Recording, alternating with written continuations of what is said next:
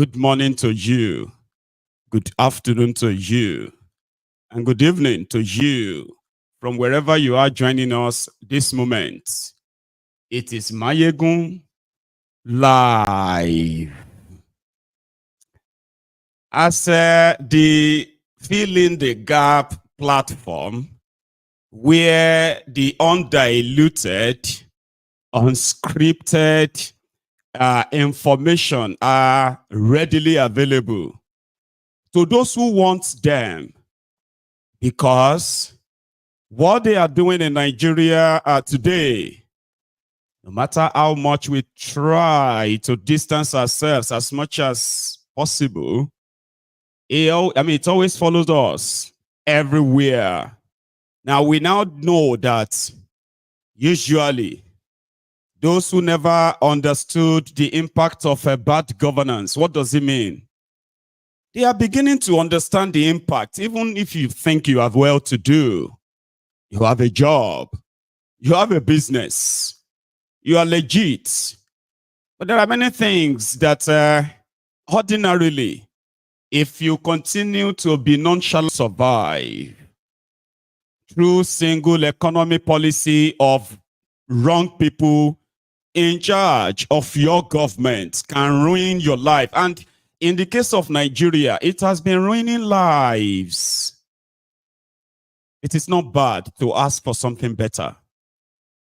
So if the people who are responsible for all of this, they know what the people want, they know what you want. Now that the fear of nationwide protests has gripped Nigeria, it is also to show their vulnerability. Look at them. Come on. Like, forget about your biases now, but look at your politicians. Now they are feeling like, in order to sort of calm you down, it's not to reverse policies that ruined everything, changed everything for you and your family in the last 1 year. Rather, they are panicking. They are spending so much money to, number one, to stop you from actually expressing how you feel. They are gaslighting you, blackmailing you, because they don't want to take responsibility. They are telling you that 1 year is too short. They agreed. But in the last 1 year, they've made decisions that have destroyed your businesses, destroyed your jobs. They have made decisions that have put your lives in danger. Come on. If you think, okay, your own is that you've not been kidnapped, or a member of your family has not been killed, or you've not sold your property to pay ransom, there are other ways that you are also being affected. If you think of it, and you are not selfish, in order to say, my own is still better, we are thanking God. That doesn't mean that everything is bad. People have died because of the actions and inactions of these guys. So they don't want to take responsibility, and that is wrong. It is so wrong that if you look at all of their actions, you will see that they are actions of people in panic mode. They are not composed. They are making an announcement. In the last 24 hours, Thiefnubu has announced that people should come and borrow money from a 110 billion naira. Oh, come and take money. In the last 48 hours, they have been sharing food, rice. To some point, they were sharing them in traffic. Because according to them, maybe people are just hungry. Give them food. Not what actually turned all of them into these wolves. They know what caused that. But right now, they are throwing money at it, hoping it will go away. And every day, it is pointing to one single path or single direction. Anarchy looms. Here is part of the confusion. In order not to take responsibility at all, right? They have been pointing fingers. They said those who are organizing protest, they want to overthrow Thiefnubu. That's a lie. Those who are organizing protests, they are faceless. That is a lie. You have a lot of them on your screen, on your TV, discussing this, mobilizing, and they are stating their reasons. But rather, they want to use their thugs. They want to use patriots like this, that they will give 5,000 naira to, give them a t-shirt, a face cap, and tell them to go and say no to protest. Now, 5,000 naira they give to this young man,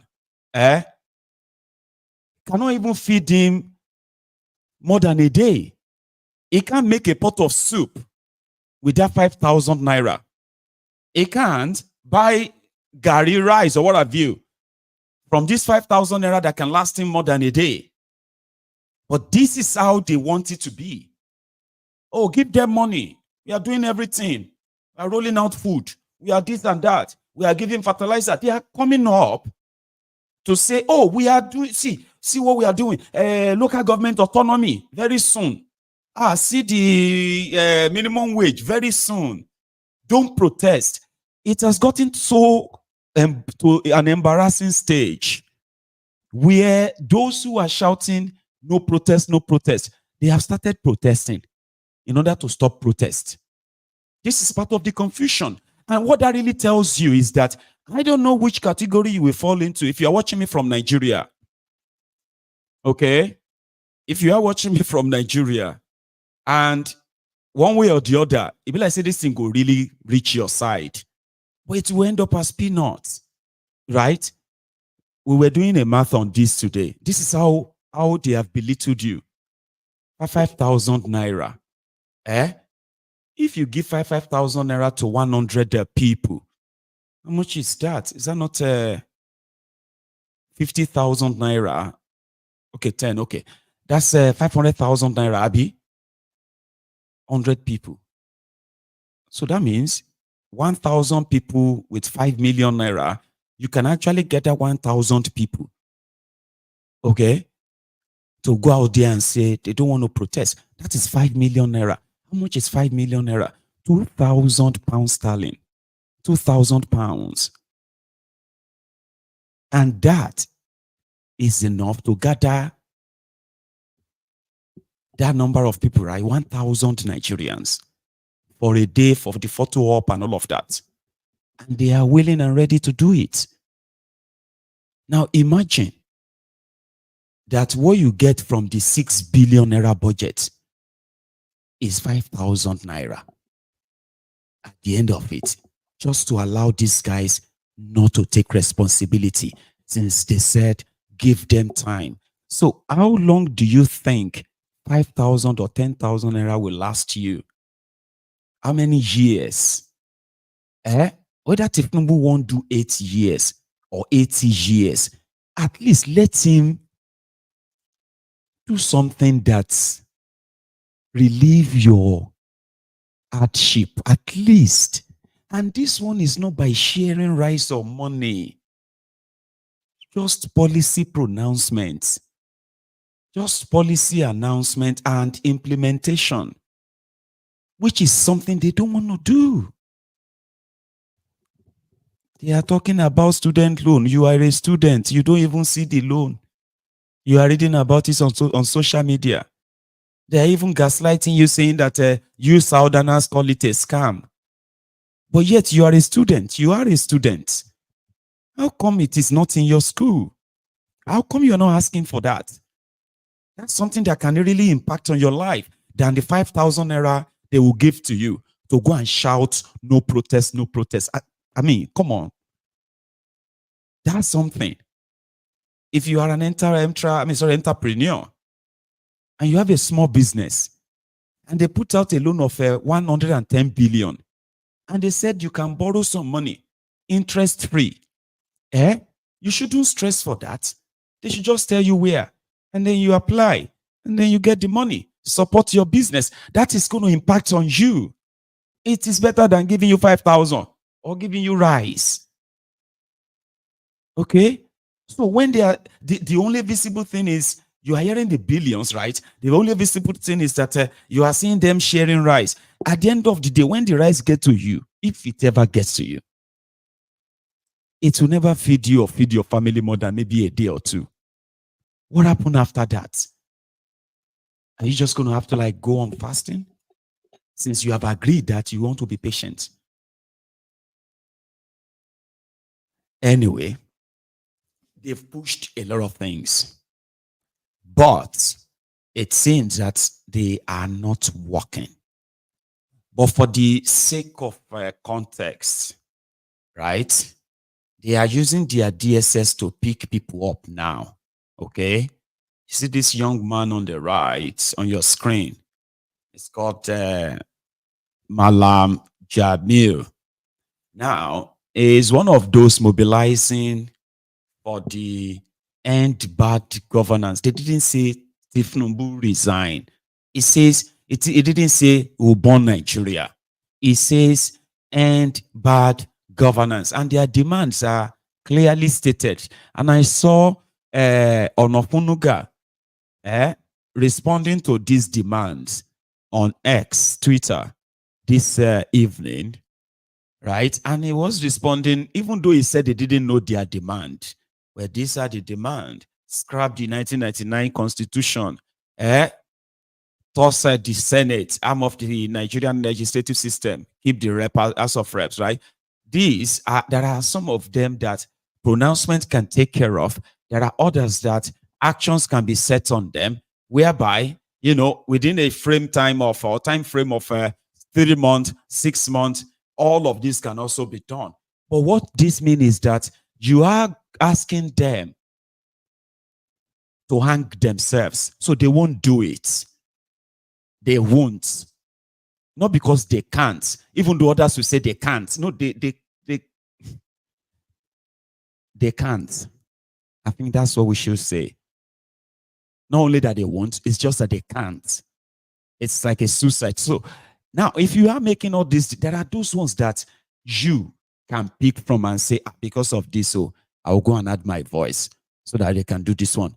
Because of this one. That is what is called protest in the first place.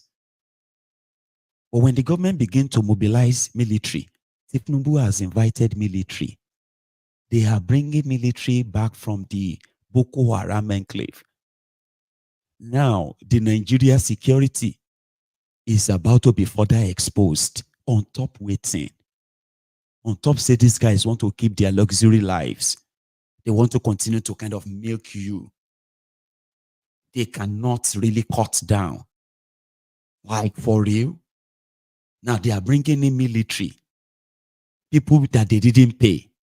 They've given them guns. They are giving them weapons. They are putting them in combat mode. I've been a mode. When I say military term will be like combat mode. Putting the soldiers in combat mode, getting ready to shoot. Now they will flood majority of the part of the country with military soldiers. The Boko Haram, Fulani terrorists, all of them, they will now be running. So they are practically the ones who want to overthrow Thiefnubu's government.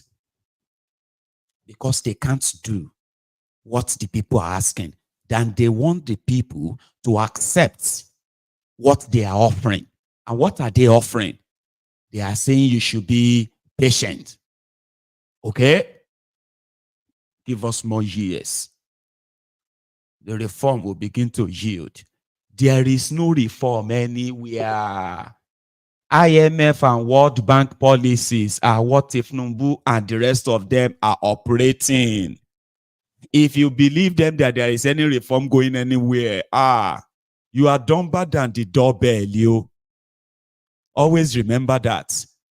I am dumber than the doorbell. You need to print that out of a printer, laminate it, put rope around it, and then put it around your neck. Everywhere you go, please let the people know. If you don't see this like, you might be dumber than the doorbell. Because see policy, no policy. Now IMF policy, and IMF policy is that We will give you loan. Okay? Whatever you want to do. You want to fight polio? We'll give you loan. You want to fight cholera? We'll give you loan. You want to generate electricity? Okay, yeah, maybe. You want to construct roads and complete the same road? Maybe. But you want to fight poverty? No. But do you want to manage poverty? Yes, we can manage poverty. Then we'll give you a loan. But there are conditions. There is a difference between investors who just want to come and invest in your country, which is to put something in and take it out. They are not interested in developing your place. So IMF, World Bank gave Thiefnubu and gang the policy they have to implement to access loan. And it is to increase taxes. It is straightforward. Nigeria has no money. You are paying subsidy to criminals who are not really delivering anything. It's just like a monthly thing.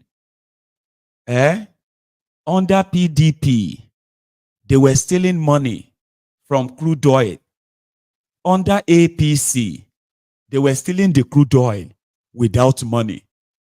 That has worsened the Nigeria situation.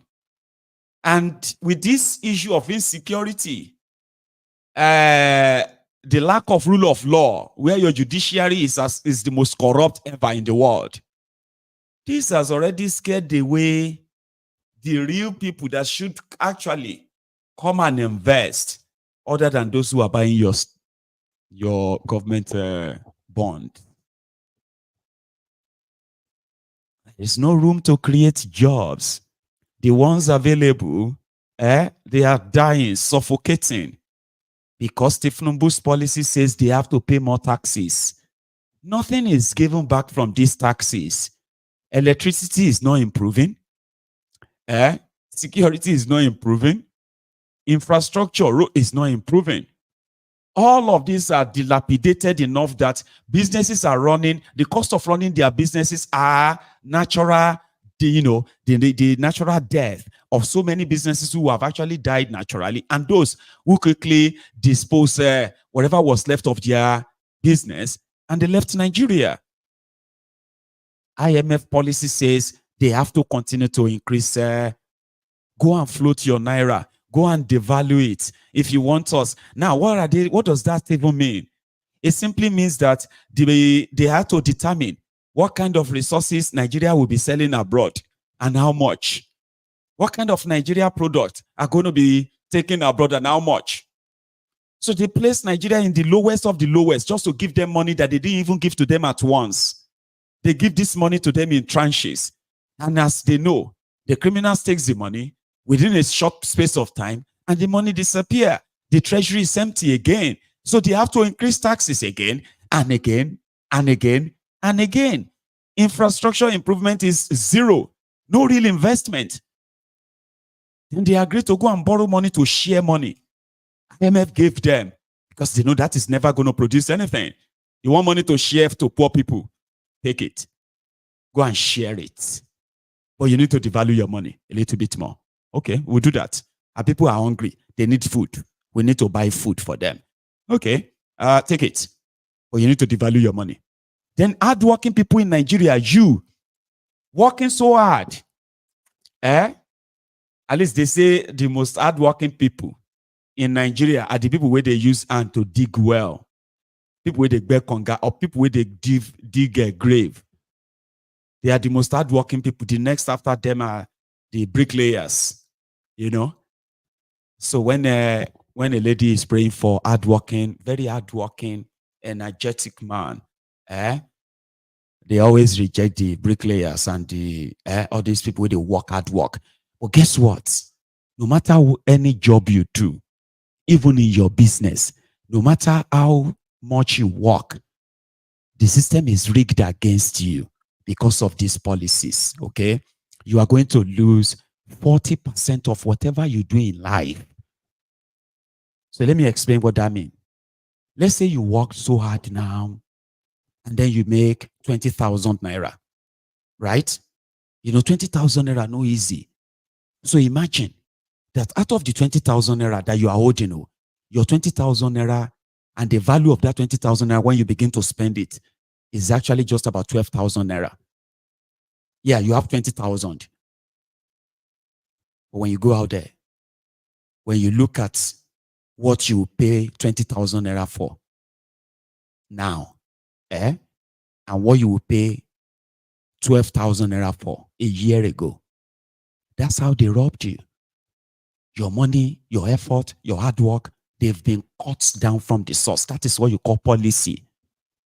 When you have to use your money to buy expensive petrol, and some of it now, we now know that they are all adulterated. That will ruin your vehicle eventually. But before it ruins it, you buy that. You buy expensive petrol or diesel to fuel, to power your, to power your business, to power your home. All of this extra. Then you also ended up to pay 300% increase in electricity tariff. You do not really have the electricity. They came out to boldly tell you that you have band A, band B, band C, band D, band E, band F, G, H, I, J, K, L, M, N, O, P, Q. So imagine if your own band is band Z, you only be getting electricity once in every 10 years. They boldly told you that. That means they had no plan of actually giving you, when the constitution says they have to give you 24 hours electricity, they have to give you, quality healthcare. They have to give you, your children, quality education, right? They've denied you all of this. They violated the agreement that gives them the power, the sovereignty to rule over you. They've denied you all of that. They do not have any power over you anymore. But you are still struggling within that. And somebody is going to collect 2,000, 5,000 to say you can endure. So it's up to you. In Niger State today, they don't seem to be waiting for August 1st anymore. So they block the road in and out of Niger State. One of them is the road that leads to Abuja. So it's officially kicked off.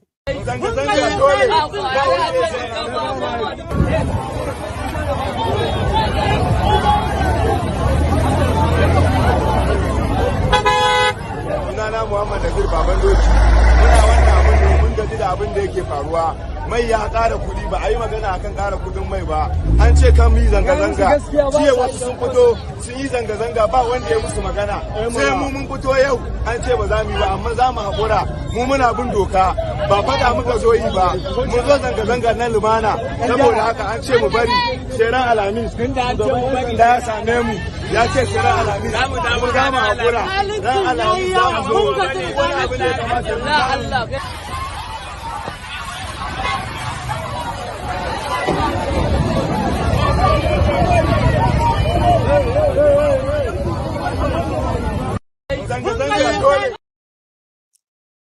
And same thing in Kano.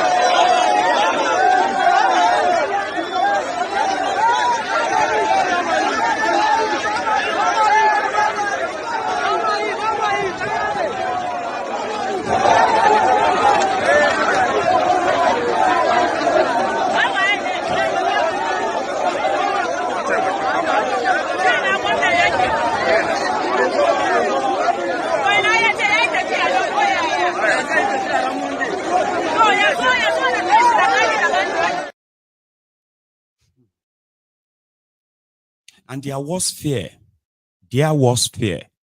is that if they lose the control over the northern populace, they will lose control over Nigeria totally. So in their panic states, they've invited the military into the game. The military that blocked a road to Abuja today in order to possibly say in order to control those who are coming to Abuja to protest, you know, but they are in now. And it is about to get messy.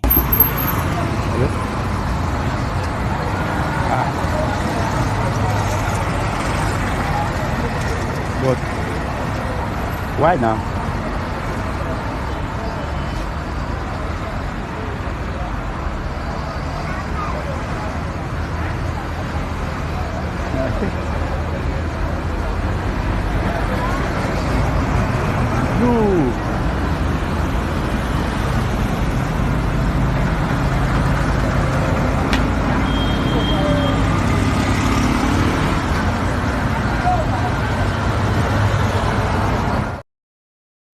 So here is the mistake they are making. Like I said, even if you don't like Thiefnubu, which by the right of evidence, it is your right not to like him. Like, it's okay. If you have a chance of getting rid of him from that place, there are so many people that will take it. But that is something they are trying to push on you, making you feel like, oh, maybe if you have the chance, if you have the chance, won't you invade Aso Rock? Do you not know that if you have the chance, you will not go into that Aso Rock, you will not go into all those government houses in your states and drag out all these guys? Do you think we don't know that? Yeah, there are people that feels like that, no doubt. But at the same time, they are not stupid people. Just know that. Because there are some things that's going to actually trigger something that will trigger something. And that's exactly what you guys are doing. Listen, if you are watching me and you are one of the politicians in Nigeria, okay, maybe I can speak to you directly. Something that I know you have no power to do anything, but you will remember what I say now, okay? And that is, there is nobody as of yet that has the power to destroy Thiefnubu's government than Thiefnubu himself. Come to think of it, there are some of you who believe that he did so greatly well in Lagos, right? That even though you live in that same Lagos, sometimes you join them to say, yes, he will do this to Nigeria and all of that. Now, let's assume that you probably have imagined it for a long time that, how is it going to be like if these fraudsters, because that's who I see them as, okay? If these chancers, opportunists, especially from the Southwest, who paraded themselves like they have anything in common with Awolowo, remember? But rather, they were grooming and breeding a collection of degenerates, agberos. In fact, where education that used to be something of pride in Yoruba land has now probably become something of like almost a shame. However, there are those of you who have that in your mind that maybe they can do what Awolowo wanted to do, even though you are so deluded. And then you are so wrapped in their tribal politics, which a lot of you love to deny. I am not, see, this time I'm not kind of like trying to push you back. Now I'm just saying, you had your expectations, right? So, right now, are you not disappointed? Like, for real, like, you don't have to say it to me. Just like, are you not disappointed in the caliber of people that Thiefnubu appointed into his regime? Like all their records that you have been hearing. The Minister of Budget is the former governor of Kebbi State. a former bagman for Abacha, a money launderer. Thiefnubu's confidant is a wanted man called Jibat Shaguri that owns almost half of Lagos on behalf of Thiefnubu. These are the advisors, right? Bayo Obekunde Onofunuga, an indicted news agency of Nigeria, director, a thief. Abina Patawale, the former governor of Zamfara, the one that spent over 1.4 billion naira of Zamfara state money on rehabilitating terrorists, buying them trucks, giving them money, all because he was using them to continue to extract gold called Zamfara gold. Who else is in that place that I need to mention? Like Better Edu, Omo Beta, that spent just about 6 months as Minister of Humanitarian Affairs, and boom, over 7 billion naira disappeared. In which the one in charge of internal affairs, what do you call that one? The one in charge of your passports, the one that is spending so much fortune on social media, just for social media validation, PR. What's that his name again? The one that got over 600 million naira from Better Edu, in the name of consulting and putting together a register of the poor people in Nigeria that Thiefnubu wanted to pay. The one that Shadia, you remember Shadia Farouk, the former Minister of Humanitarian Affairs under Bokwari, of course. The one that stole over 4 trillion naira. The woman that shared over 4 trillion naira without any trace of a bank account. Yeah. The one that succeeded her, spent 6 months and 7 billion disappeared. If she hasn't been on suspension, only God knows. As we speak, look around you. Or Uju Kennedy, the pancake madam, money queen, the one that spent 1.5 or 1.8 million naira fueling a car from Abuja to Anambra. Who else do you have inside that place? Abina Kadobi, Oduduwa Emefiole, the one that wrecked 2 banks and is your central bank governor. Who else do you have in there? He appointed crooks, criminals like himself, ass lickers, like himself, praise singers, who praise him and, kind of make him feel good. And these are the people who are advising him. And, or is it Bajabia Mole? Bajabia Moron, a former Alabama, Georgia, where Bajabia Mole stole his own clients, betrayed his own client trust, and stole $25,000, ran away to Nigeria, and then plead the fifth. And said, I will settle the money. He ended up as what? These are the people advising him. Or the Majamajari Badu. Majamajari Badu, that was once that said the most corrupt governor he ever investigated, the most corrupt politician he ever investigated was Pablo Escobar, the Jagabanditi, Thiefnubu. And now he is his national security advisor. Like, what were you expecting? This is, the advice of these people have been what Thiefnubu has been following, Abi. So, if their advices push Thiefnubu and whatever the brain you said he has, right? Yeah, if that pushed him to this stage, who do you think is the problem? Now, the same guys are doubling down. They have money to pay people to say no to protest. They are now inviting military. They are bringing military into the country. They are bringing military into the city. Special, and things turn around. And the military take over. Who do you think they will now blame? Faceless protesters. That's not true. In Lagos.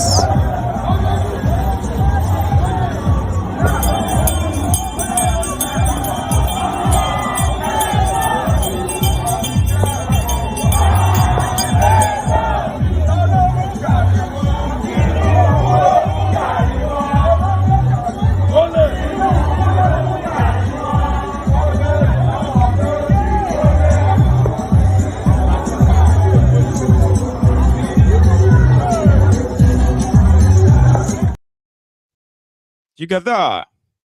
Thank you, Jare. See, you get the drift, right? I am like, who are those advising him? Look at them. They are advising him. They are now, these same guys, they are now threatening Nigerians. They are threatening Nigerians. They are accusing Nigerians of want to remove Thiefnubu. Hey, they want to overthrow. They want to cause anarchy. They want to People appointed by Thiefnubu, they don't give a damn about whatever you're going through. Whatever they interpreted it, interpret it as is what they will flow with. They are advising him. Now they are leading him to the cliff. But they are still blaming you. They are. Watch this, by the way. Between Sheung and somebody who is also like, what is wrong with these people? The rights activist. He's the lead protest here in the country. Something. Thank you so much for joining us tonight. You've heard the legal conversation around it, and the police has not denied the fact that Nigerian citizens have the right to assemble, to protest, and to show their grievance against government actions or inactions. But in this case, it does look like the government has established its fear, and perhaps the NSAS report, God forbid, what happened in the aftermath of NSAS, for example, in Lagos, happened again. The destruction and the wanton destruction of lives, of property. Never should that kind of thing happen in the name of a protest. But you understand the fear of government. Under the law, what are the possibilities of guaranteeing that, yes, there will be peaceful protests, but how do we make sure that there is no hijack? Well, thank you very much, Sheung. I think it is worth noting that non-violent protest is a shared responsibility between the state and the protesters. And what I mean is the state has a constitutional responsibility to guarantee safety as well as the security of citizens, because Section 14 of the Constitution is very clear as to the role and the function of the state. Citizens, on the other hand, also have a duty to support the government to ensure that there is political stability and there is no violence. Now, you have a situation where citizens and young people, in furtherance of a right vested on them by the provisions of the Constitution, and in particular Section 40, that deals with the freedom of peaceful assembly, are enforcing their right because the same Constitution also vests citizens with a responsibility to hold their government to account. And so they have decided to use or instrumentalize protest, which is a tool guaranteed by the Constitution for engaging government. And so whether the protest will end in violence or not is a role that both the police, the security agencies, and the protesters have to bear. Now, historically, the people who actually hijack protests and ensure that protests end in violence are not the protesters. And so we need to cut the organizers of this protest some slack, because they have expressed their commitment to ensuring that they exercise this right for protest under and based on the dictates of the law. Now, the state, on the other hand, also now has a responsibility to protect the protesters and ensure that mischief makers, thugs, do not hijack the protest. And that is where I think that we need to reiterate the point that if the protest, is peaceful, it is peaceful because security agencies and the protester decide to work together. And I'm using this opportunity to call on the security agencies, to protect the protesters because they are exercising their constitutional right. Let me jump in quickly. Yeah. You referenced Section 40 of the Constitution, which guarantee freedom of association and peaceful assembly. But there are those who will argue that there isn't any place in the Constitution where protests and demonstrations have been mentioned. And the police have said, if you are going to do this protest, you have to assemble in a place for easy organization. What do you make of that provision and that argument that the police have said no bonfires, no streets, no marching on the street, just assemble for easy organization? Do you agree with that line that the police is towing? Well, quite frankly, we must recognize, yes, the police has a responsibility and just drawing from experiences in the past. But I don't think that it behoves on the police to dictate to the protesters the mode and the approach that they use, to ventilate their grievance, because the Constitution is very clear. I think that the protesters and those who are organizing this protest also have a responsibility to ensure that they don't use any tool that undermines public safety, because this responsibility is shared and this right is not absolute. And so it's important. And all through the preparation for this protest, I have not heard where the protesters have said they are going to use either arms or they're going to use tools that threaten public peace or public safety. But they also need to be reminded that they must do so. They must exercise that right within the provisions of the law. Now, the Constitution, does not place any responsibility on the protesters, to request for any permit. And this matter is settled by our courts. If you recall, in 2007, when the ANPP, the former or the defunct, ANPP, led a protest to protest the government policies of the federal government, and then the police disrupted the protest, and their argument in court was that you required a permit, to conduct protest. And the court ruled in favor of ANPP that you do not require any permit, to do what? To conduct or undertake any protest, because the law is very clear, because peaceful assembly, and it's very clear, peaceful, assembly. So I think that the protesters, need to defend their rights, by restricting themselves to the provisions of the Constitution and not employ violence as a tool, because across the world, violence is not a tool. And I really want to cut the protesters some slack, because they've not said that they are going to do what? To instrumentalize violence, or they are going to burn down government institutions or public or national asset. They've not said so, and I want to give them the benefit of doubt. However, what the police needs to do, and based on the rhetoric coming from different stakeholders, is to protect this protest. Something quickly, I like to get this.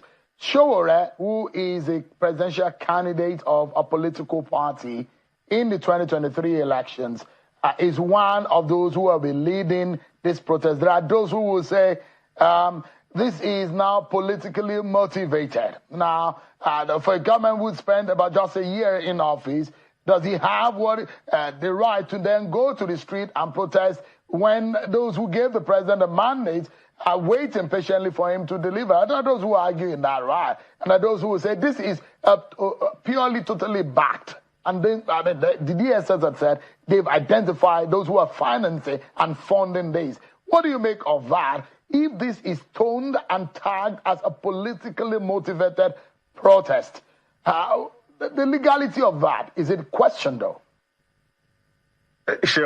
Protest is political. The big question is whether it is partisan.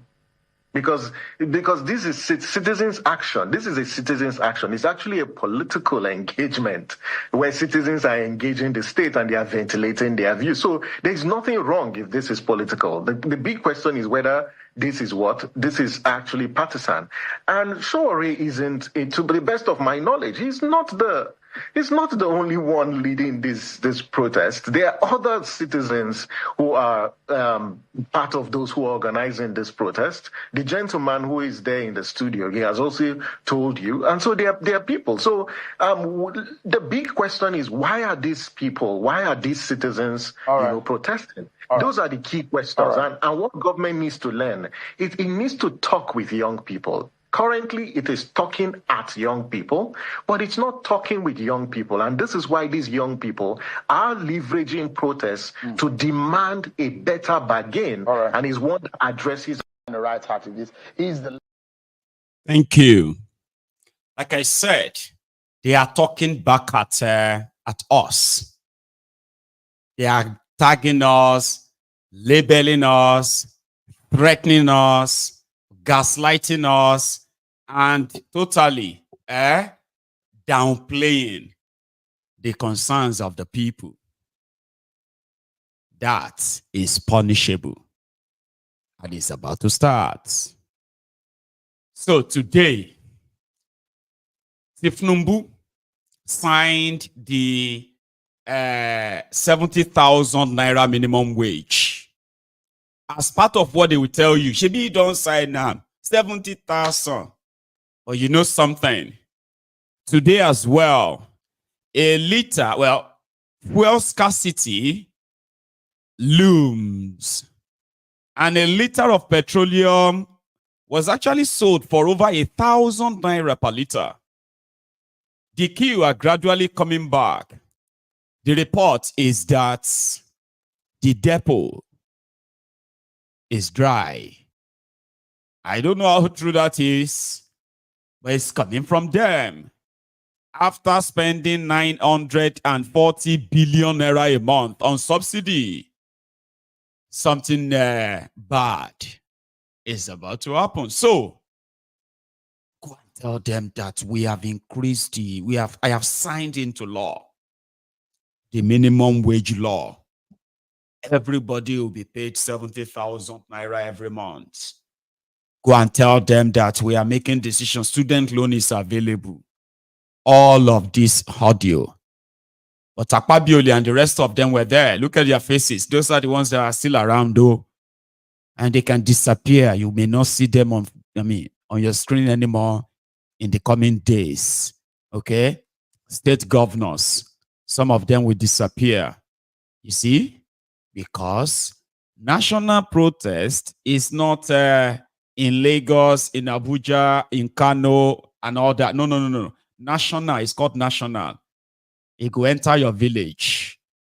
And it has already kicked off. In case if you don't know. But today, they came with another lumber. They've signed 70,000. Minimum wage that can't buy you half bag of rice, half bag of beans, half bag of semo, 2 liters of palm oil, pay your children school fees, pay your rent for that month, maybe get yourself some few things to change your wardrobe.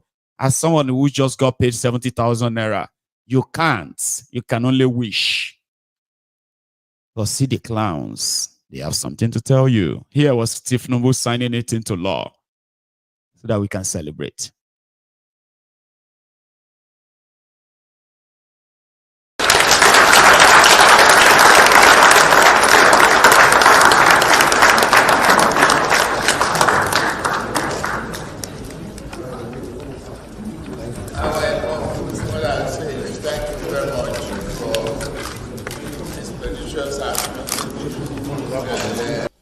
Thank you very much. Thank you, Mr. President. Thank you. Thank you, Mr. President. Thank you. Thank you. Thank you, sir.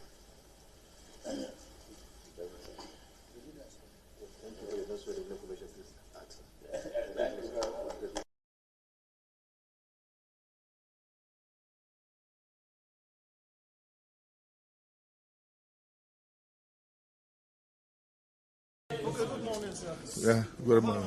How would you say this moment is? Well, I'm ecstatic. I'm excited about the Nigerian worker. And the national minimum wage amendment is for the whole nation. For the federal government, for the states, for the local governments, for the private sector, and even for individual employers. So I think this is a great day for the workers in the country. We are not only doubling the minimum wage, we have added something on top. Initially it was 30,000, now it is 70,000. Like I said, this is minimum. This is not maximum. Any employer that has a capacity can pay as much as you want, but no Nigerian worker will offer services and be paid anything less than 70,000 from today. That is the implication of this act. It applies all over the nation. And we're excited that this is happening at a time like this, through President Bola Ahmed Tinubu, the man who cares for the Nigerian workers. And you've seen what we are doing in the National Assembly. When he came, the entirety of the National Assembly moved and passed the bill in one day out of excitement. We felt that this was not something we could delay. So I think the workers are happy. So I want to use this opportunity to call on those who are attempting to foment trouble, that you have a right to protest. It's your fundamental right. It is there in the Constitution, but you don't have a right to destabilize the country. A right to protest should not be turned into a right to unleash violence. It's very clear that people who are already, it's always very amorphous, very faceless. So what it means is that people are preparing to loot and go around and do all sorts of things. Where we are today was not caused by 1 year's administration. It is the outcome of years of insecurity. Many people could not go to farms for almost 10 years and all that, and the president has risen to the occasion. Every food item that is coming in now will come in without anything like a restriction. There's no restriction. Bring in food because Nigerians need to eat. And then at the same time, most things are coming in with a lot of waivers. So for me, I'm excited that, yes, indeed, the government is doing what it should. And we, the leaders in the National Assembly, we are touching our various constituencies. So my appeal to the Nigerian youth is do not allow any group to mislead you politically. People who probably did not have their fortunes in 2023 election are thinking they can come to the back door. That will amount to anarchy. Any destruction of any property will cost Nigeria money. And we don't have the money. Instead, let's put the money in developing you and developing your environment instead of going to rebuild. So kudos to the Nigerian workers. And I'm excited and I congratulate Nigeria, I congratulate the President and the National Assembly for the expeditious passage of this bill. What about the bill? We have gone very far with it, and I expect that by Wednesday it will be signed. Thank you, but that will be all. Thank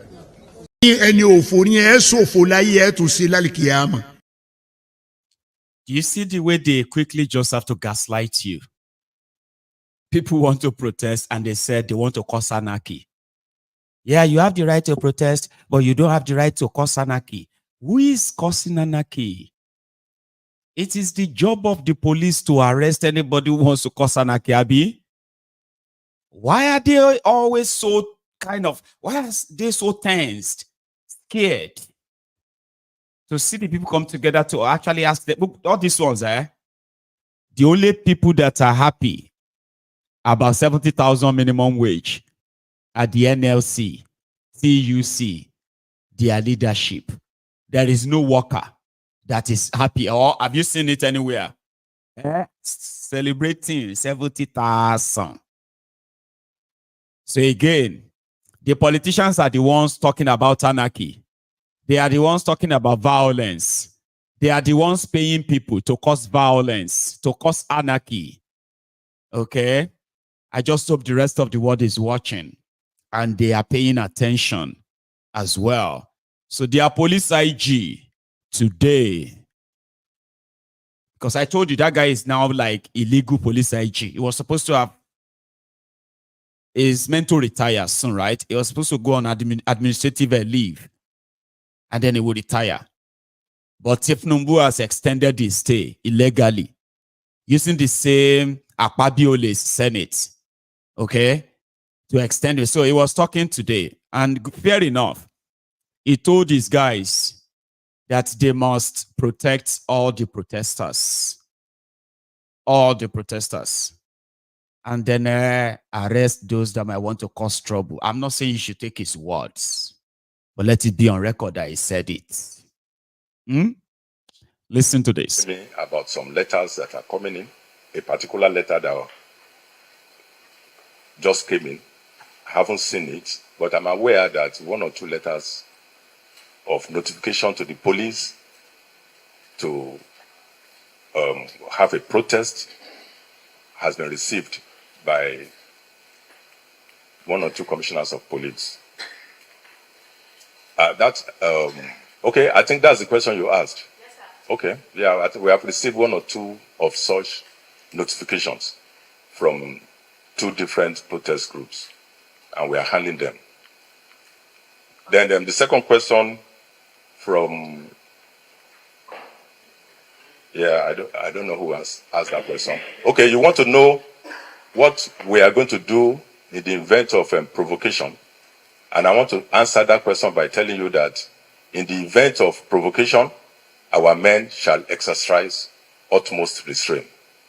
I want to say this, that yes, the police will protect the rights of citizens to peaceful assembly and protest, but those people who are coming out to protest should also note that while exercising their rights should not be allowed to infringe on the rights of others. It is your right to protest, but in exercising that right, let it not infringe on the rights of another. Thank you. Pleased to welcome you to this crucial conference. A key component of this administration is to regularly engage tactical commanders with a view to review the general internal security situation of the country, identify emerging threats, and develop effective countermeasures to mitigate the threats.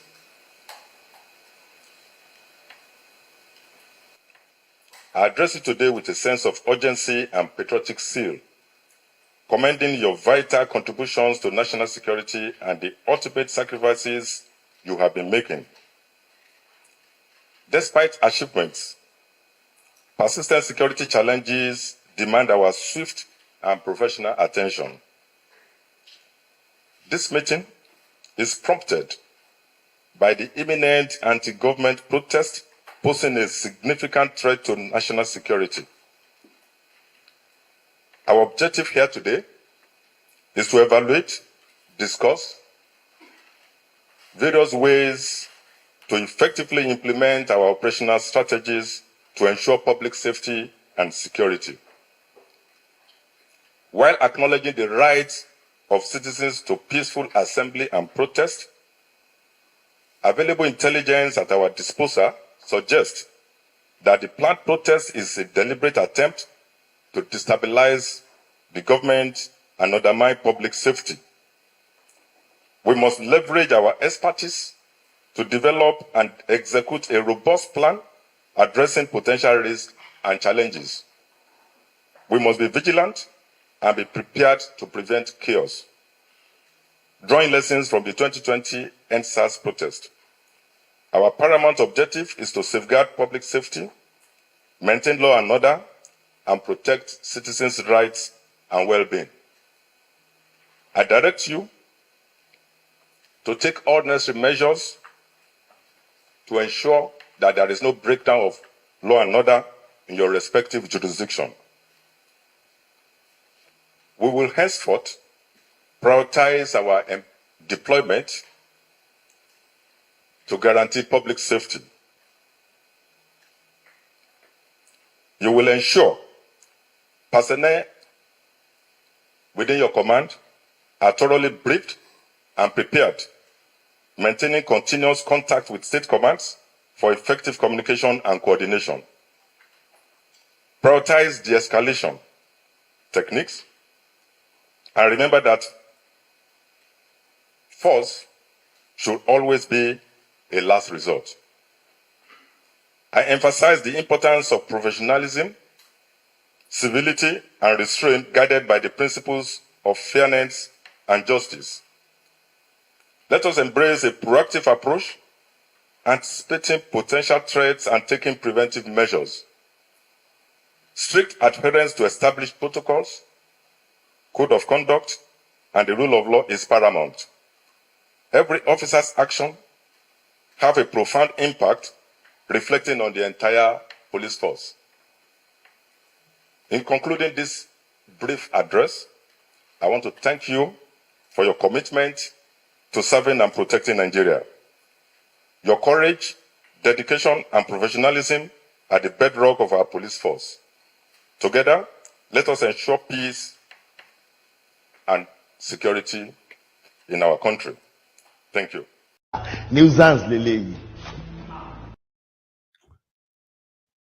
He was there talking about the protest escalating and stuff like that nonsense. And he mentioned the 2020.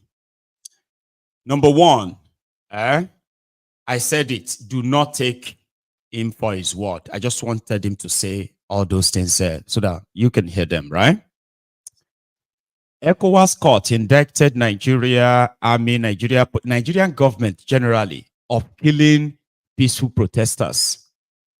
But you see these Olori Brukus, they continue to repeat the narrative of protesters burn Lagos, they burn Nigeria, they burn police stations, they cost a lot, right? Meanwhile, they are the ones being indicted. They are the ones being indicted to have unleashed violence on protesters, and they were using lethal weapons, killing them, shooting at them. That led to the death of over 400 Nigerians. There is evidence. It's before the ECOWAS court. It's even before their own Lagos NSAS panel. But they continue to repeat that. Their protesters burned this, protesters burned that, not them killing protesters before things escalated to them bringing in their thugs that started burning properties. So now the police is now working on, the police IG is giving an order that the policemen should remember the NSAS, how it was done, and must make sure that they prevented anything like that happening. Protect the protesters, but that simply means if we tell you to stay here, you have to stay there. So if the protester says, no, we are moving to that side, now they can start shooting their tear gas while it starts. But right now, as they are mobilizing to make sure that everything that we escalated, I'm talking about the government, including the security agent, everything that's going to escalate this is what they are planning to do. But there is something. They have all agreed that there's nothing that can really stop this protest now that it has kicked off. Okay? So heads will roll, and that's totally on you. We are going to possibly see how effective their money, the 6 billion they have spent so far, how effective that has been, how that will be in the next 24 hours or 48 hours. Right now, they are sharing food in the on the street. I don't know if you have come across them this way. This won't happen today. This is how they want to stop the protests. Can you see? Can you see? Causing traffic. Oh. Take a look. Throwing two cups of rice, bagged 2 cups of rice, throwing it to people. Just imagine, see people. They scamper to catch rice. One person don't even bash myself. Imagine. That's what they've been up to. Others have been given a t-shirt and 5,000 naira to say no to protest. You get that now? And these are the patriotic ones. They say, these are the people, patriotic Nigerians.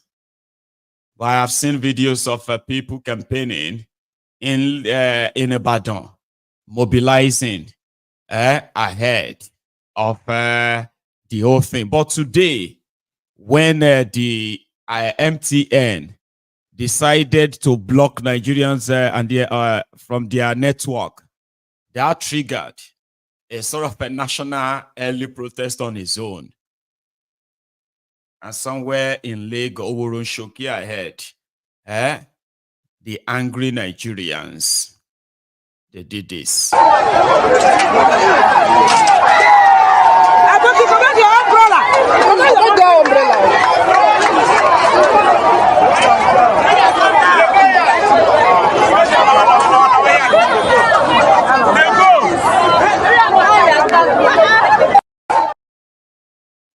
Because come on, in all of this mess, why would you even like block their lines? So that was nationwide. So people couldn't make calls as MTN customers. They couldn't receive messages or receive calls. Some of them couldn't access their banking apps. Okay. And some who were expecting some payments couldn't receive any alerts. And those who are expecting their salaries to be paid from where they couldn't get anything. And today is Monday. Some are like, we are not even going to go to work. What am I going to go to work for? In all of this, they said they are test running how it's going to be like when they will shut down the social media or shut down the internet. You know something? When somebody said they will shut down the internet, I was like, no, they won't be stupid to shut down the internet. Ever not shut down the internet? That means there will be no flights. Okay? There will be no flights in and out of Nigeria. There will be so many things that forget it. Just shut it down first. But they can do it, you know, they don't care. They will do it if they have to. All right. Now, moving away from that, yesterday, the supposed president of National Association of Nigerian Students came out and said Nigerian students who participate in the protest, right? Because they believe that Thiefnubu is doing fine. Then today he is granting a press release that he didn't collect money. Did they accuse a student already holding this guy that he's collected the money or what? But he continued the whitewashing of Thiefnubu. So if you are a student from Nigeria, this is your president, I think. Yeah? Is it? This grandfather? I'm joking. I think I want to state here that during my statement, I pinpointed to you the reason why we are not joining the protest. One, it is politically motivated. Persons want to use it to, group of persons, they come out, we've seen that they are political actors. So they want to use it to attain political gain. That is one. Secondly, too, we want to tap from the opportunity given to us by the federal government through the NEL fund. The NEL fund money has been voted dead, and Nigerian students who don't have money, there is even a pocket money for that. There is money for school fees, upkeep too, that they should apply for it. And see, our education is priority to us. If we say we should go into protest now, many things will destroy. Those who said they want to protest, can they come and sign guarantee to tell Nigerians that this protest they are going, that nothing will happen, nation will not be destroyed? You have a right, but remember, your right to protest is not more than the right for the security of the nation. For national security, there are certain rights that will be deprived of you. If you can guarantee Nigerians that this protest is well organized, we have not been contacted. We've not been contacted. Nobody is talking to us about. We can't just come out. Who are we going to hold responsible if property, businesses are destroyed? You could remember the last protest Nigeria occurred. Many property destroyed until today we've not recovered for it. So we believe that we can drive home our point of agitation through dialogue. There is 100 billion voted for youth entrepreneur youth fund. The Nigerian student can tap for such opportunity apart from the NEL fund. These are opportunities Nigerian students can get from. Then lastly, you can discover that for the past 1 year, our academic calendar through ASU have not been cut short. And these are things we believe we didn't achieve them through protest. It is through dialogue. And we believe that protest can never be a solution. Because even after protesting, we'll still come back to the round table. Why don't we be in the struggle? We believe in consultation, consolidation before you think of other options. Are you getting it? So these are our genuine reasons of saying that we don't want to join the protest. Those who are saying they want to protest, would they agree that they want to be in the front of the protest? Are they saying that they want to come and coordinate us? Let us know all these things. So we cannot be misled by any person that want to join any protest. So we have our own reasons, and when Nigerian students want to come out to drive home their point of agitation, you know how NAS do it. We fought military to a standstill. So we don't need any person to come and stimulate us. We've told the government to listen to us. If they don't, we have a way of driving home our point of agitation. Greatest Nigerian student. Nuisance lele. That's the president of Nigerian students. Agbiru. I mean, somebody said, what course is he studying? Political science. He's a political scientist. Is that not even enough to tell you that things don't? If these ones were actually the members of NANS during the military era, these ones, they will actually organize themselves, okay, to attack all the NANS that wanted to protest against the military. But look at him there. We cannot protest. We don't know them. We don't want anybody to come and use us. You don't know them. But you believe they want to use you for you to ask for the reversal of policies that have made people poorer, sick. You said it's political. They want to use for political advantage. They want to, like, you are so concerned as a student. See that one as a student. We are more concerned about our academic year. They are not paying your lecturers. Shut the line. Asu, the rest of them, they are not paying them. They're going to go on strike. You know that. So why are you lying? So you're going to tell the ASU and say, ASU should come back to the school. Because Ashiwaju will pay them later, Abi. I'm just saying. Okay. So that one is that. Here is our guy's response. You know, because I like this guy, Ikenga. His response to Werewike's grandstanding. I've heard that Werewike is begging now.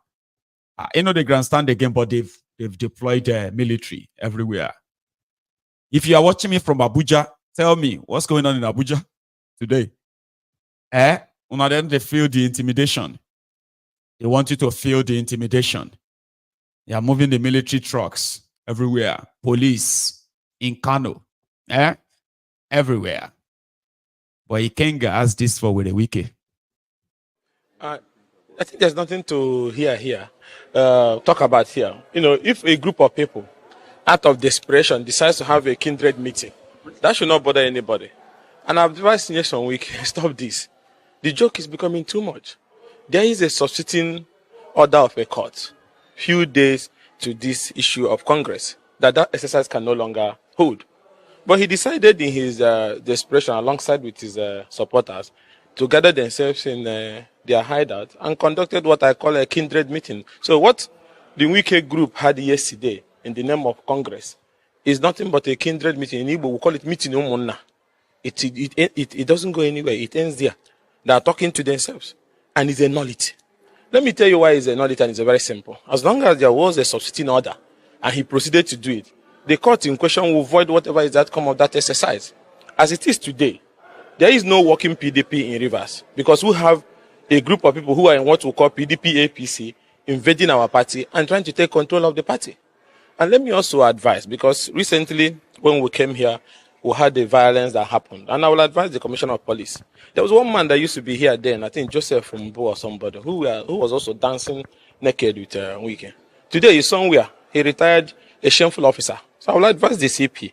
You say you heard about one order in Abuja, but you didn't hear the order from River State, which was advertised on national papers, ordered by the court. It was an order to the whole world. You are away. But you choose to be running as if to say you are running a political security outfit for Wike, because they're calling from Abuja. And I will advise the Inspector General of Police and the President to call the CP to order, if possible even remove him. Because that part he's taking can inflame the already inflamed situation in the country. Look at what is happening all over the country. And they claim to love the president, but they want to destabilize River State. And that will affect the president. The government is finding it hard in terms of addressing the economic challenges of our people. And here you have a group of people who claim to be working for the president, but because of their greed, that they want to plug a pipe to state resources, they are willing to burn down the state. And the whole thing baffles, because what is even the crux of this matter?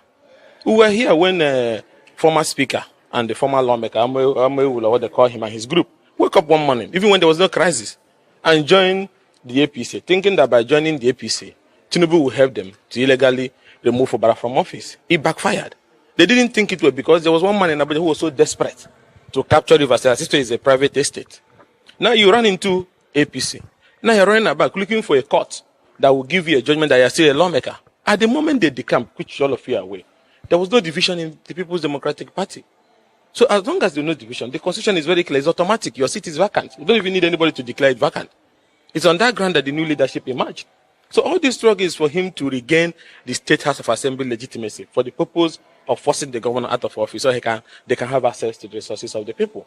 And those people are no longer lawmakers, like I told you. And the earlier, the better I think it's high time both the CP, he needs to get it into his head. They cannot come back. It doesn't matter if you give them tactical support on the street of Port Harcourt for them to be mening and destroying and killing people. They can no longer come back. And nobody can remove Fubara from office. It's only the people that elected them. And that Congress they claim to have done, which I told you people, is nothing but kindred meeting. But I know, my friend, yes, we will never get tired of doing these things. But I can tell you here, as a stakeholder in this party, that it is a nullity. It's me to no money. It goes to nothing. So it is of no use. It's all this comment that comes.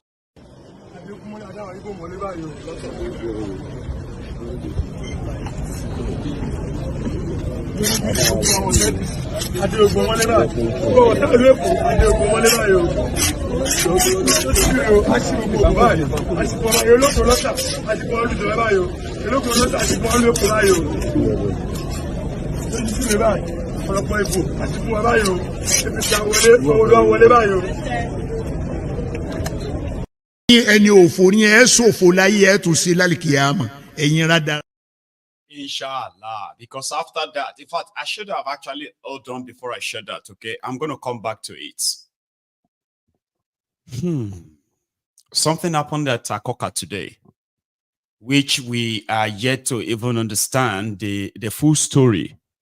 Some said that the students, they were having an altercation with their provosts, and they were protesting. And then the next thing, the police came. The police came to kind of disperse them, and they started shooting, I think, tear gas. That led to further escalation, okay, which now led to vandalization and arrests. Right there at the heart of Lagos, Akoka. Let me show you something. Sir, please, what did they do? You too.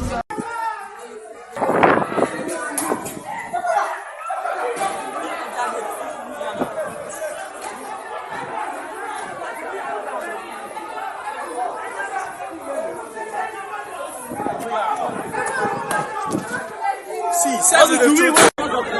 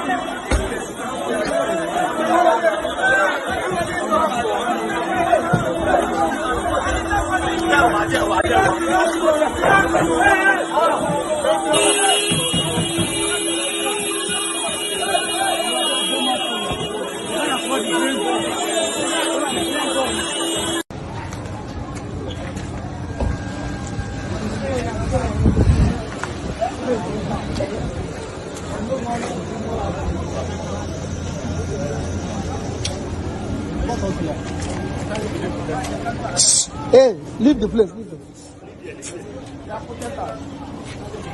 Please, leave. Leave.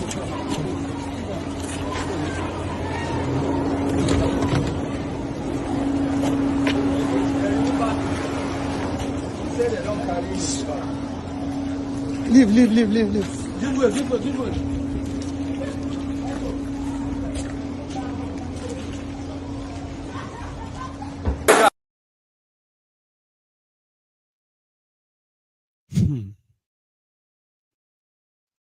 Supposed student, whatever, because I mean, there's no report that anyone was killed. But imagine the level of rage in students, College of Education, I think. Students having such anger and rage in them that the moment they had the opportunity, they started vandalizing, looting, stealing everything they can steal on sight. I condemn that kind of act, by the way. You should condemn it too. So according to them, they said they've arrested 32 of them. What could really have triggered that? Other than you have millions of Nigerians that are walking about damaged. Young people that are facing what their parents are facing. The hardship. They are suffering it more. And a lot of them are just walking time bomb. Yes. They are formative age, if you say, where they are trying to figure it out. Why? Why are we subjected to this kind of life? Where they have been subjected to the life of Ozu. And as much as that, they just couldn't understand why they are still in poverty. They are angry. They are hungry. And the government, the criminals in government continues to ignore this flash and flashy. You see, pocket of troubles. When you have something like that at the national scale, I don't think there is an army of any country that can stop the People's Army. The People's Army, this time around, is going to be populated by hungry, angry Nigerians. And most of them are confused. They just want to let the anger out. If the criminals in government, with all the resources at their disposal, can't see this danger, no wahala. A year ago, they were asking they brought in, this is how much Thiefnubu has desecrated the Yoruba culture tradition. Now we're going to call it Lagos tradition. They have to bring out supposedly respected, dreaded, we have these things about our tradition, okay? There are categories of participation, okay? There are some of them that they don't just come out. Because of election, Thiefnubu brought out the Ogbonis, brought out the Oloros, brought out these people who were causing the Igbos specifically. And then those they considered as enemies of APC. A year ago, they were telling their gods to help please return Sanwo-Iku.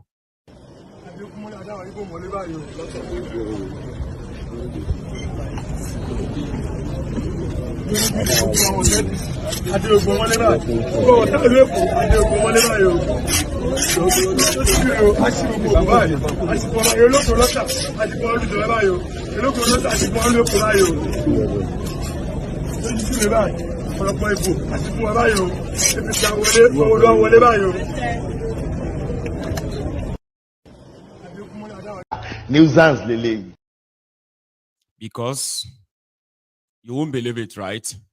After that video you watched, in January this year, just 7 months after Thiefnubu became their president, and Sanwo-Iku with Oúnjẹ Èkó, that cannot feed Èkó, became their second-term governor.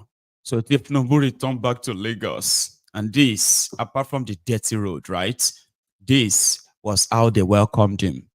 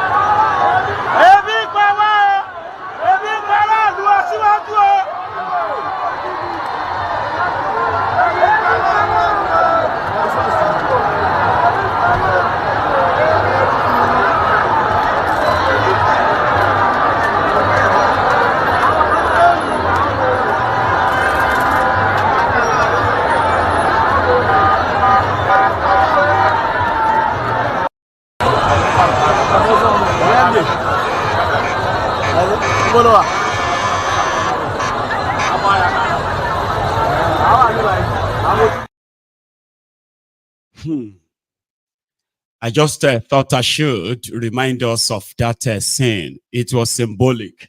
It was historic. And today, the Ebin Power Group, I don't know how much they gave them. They were able to pull this off again today when they have the chance to end the hunger and call these guys to order. How much do you think they gave them?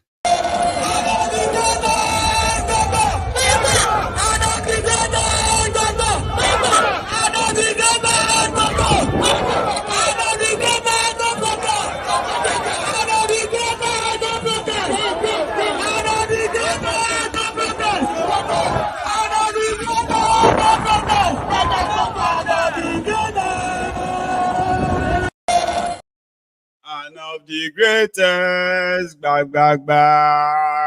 the greatest Nigerian student. The great youth of Nigeria. Great. Great. Great. Great. Great. Great. Great. Great. Great. Greatest,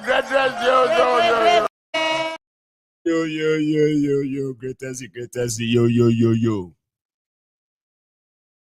And when you are talking about the greatest Nigeria youth to stop protests, these guys, they have names of those they want arrested ASAP. Listen to it partly. I can take it off anytime. Men of the press, we are all aware the federal government, state government, religious leaders, traditional rulers, and other well-meaning Nigerians have been appealing to organizers of these protests to shape their plan. These appeals are to a great extent understandable, given the fact that the federal government is already addressing the issues that the organizers of the protests have stated as the reasons for planning to embark on nationwide protests. Beyond the issues already been addressed, there are genuine concerns that the protests will be hijacked by entities and persons with less than sincere intentions, people who are proxies for terrorist cells and agents for foreign interests that are out to destabilize Nigeria. It is consequently shocking for the acting PDP national chairman, Ambassador Damagun, to openly endorse the planned nationwide protest. He even went further to ignorantly criticize the government for persuading will-be protesters to hold off on the protest. While this is shocking, Ambassador Damagun's incitement of the protesters is no surprise, since one of the owners of the PDP and its permanent presidential candidate, Alhaji Atiku Abubakar, had made a similar ill-advised call for the protest and only stopped short of calling for the overthrow of the government. We have noted that there is more to this endorsement of the protest by the PDP and its chieftains than they are admitting to Nigerians. The conscience of democracy in Nigeria wishes to remind Damagun and those for whom he runs errands that the log is in their eyes. They should first look at what they contributed to the cost of living and economic crisis facing Nigeria today. President Bola Tinubu's administration may be incumbent today, but the foundation for what we are collectively experiencing today was led by the PDP 16 years of misrule, which was fortunately truncated by committed patriots and Democrats. And because the PDP had anticipated that it will rule over Nigeria for over 60 years, unfortunately, Nigerians rejected them when they are at the verge of collapsing the country. Furthermore, with the appellation of ambassador, Damagun is aware that Nigeria is a federating entity with 36 states and the FCT, out of which the PDP controls 13 states. The implication is that the PDP is still responsible for 1/3 of the country. So if there is bad governance, Damagun and his allies should accept part ownership instead of pretending that they made no contribution to the current state of affairs, which the incumbent federal government is trying to remedy, by the way. The Federation Account Allocation Committee, FAC, allocation to state has almost tripled since the latest 2023. So far in the states have received 379 billion, 366 billion, 398 billion, and 403 billion as statutory allocation from FAC for January, February, March, and April, respectively, which is amounting to a total of 1.548 trillion disbursement to state governors alone in the first 4 months of the year. Similarly, local government areas, which operate more like state appendix, thanks to President Bola Tinubu, who ensure that the local government regain their autonomy. The local government... I know, you see, it's just the same talking point and all of that. So, but he was able to mention the 16 years of a PDP that contributed to what they are suffering now. Then he jumped the 8 years of Bukwari. It is the same thing with the Thiefnubu and their gang. Okay, they will tell you about the 16 years of PDP. And they will ignore that of 8 years of Bukwari. In 16 years, PDP took Nigeria exchange rate from 120 naira to $1 in 16 years. All right. In fact, right, from 1999, they took it from 111 naira, rather 11 naira, 111 naira to $1. And in 16 years, PDP took it to 145 naira official, 199 naira black market in 16 years.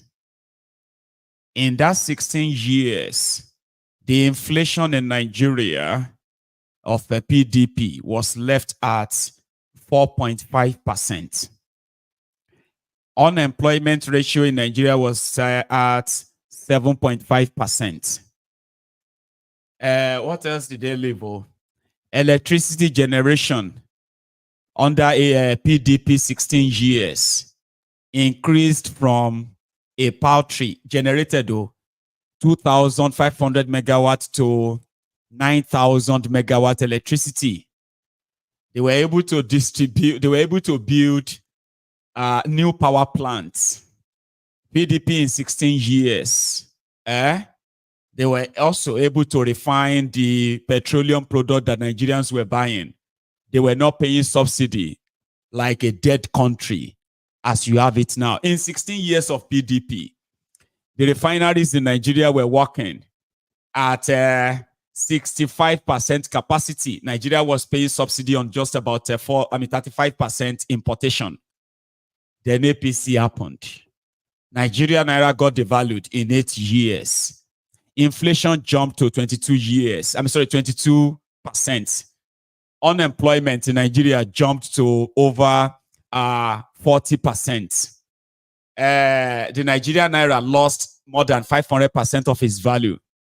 Nigerian Naira to dollar in the 8 years of APC, Egbekegbe jumped from 145 Naira to $1 to 1,600 Naira. At a point, it got to 1,900 Naira to $1 in 8 years.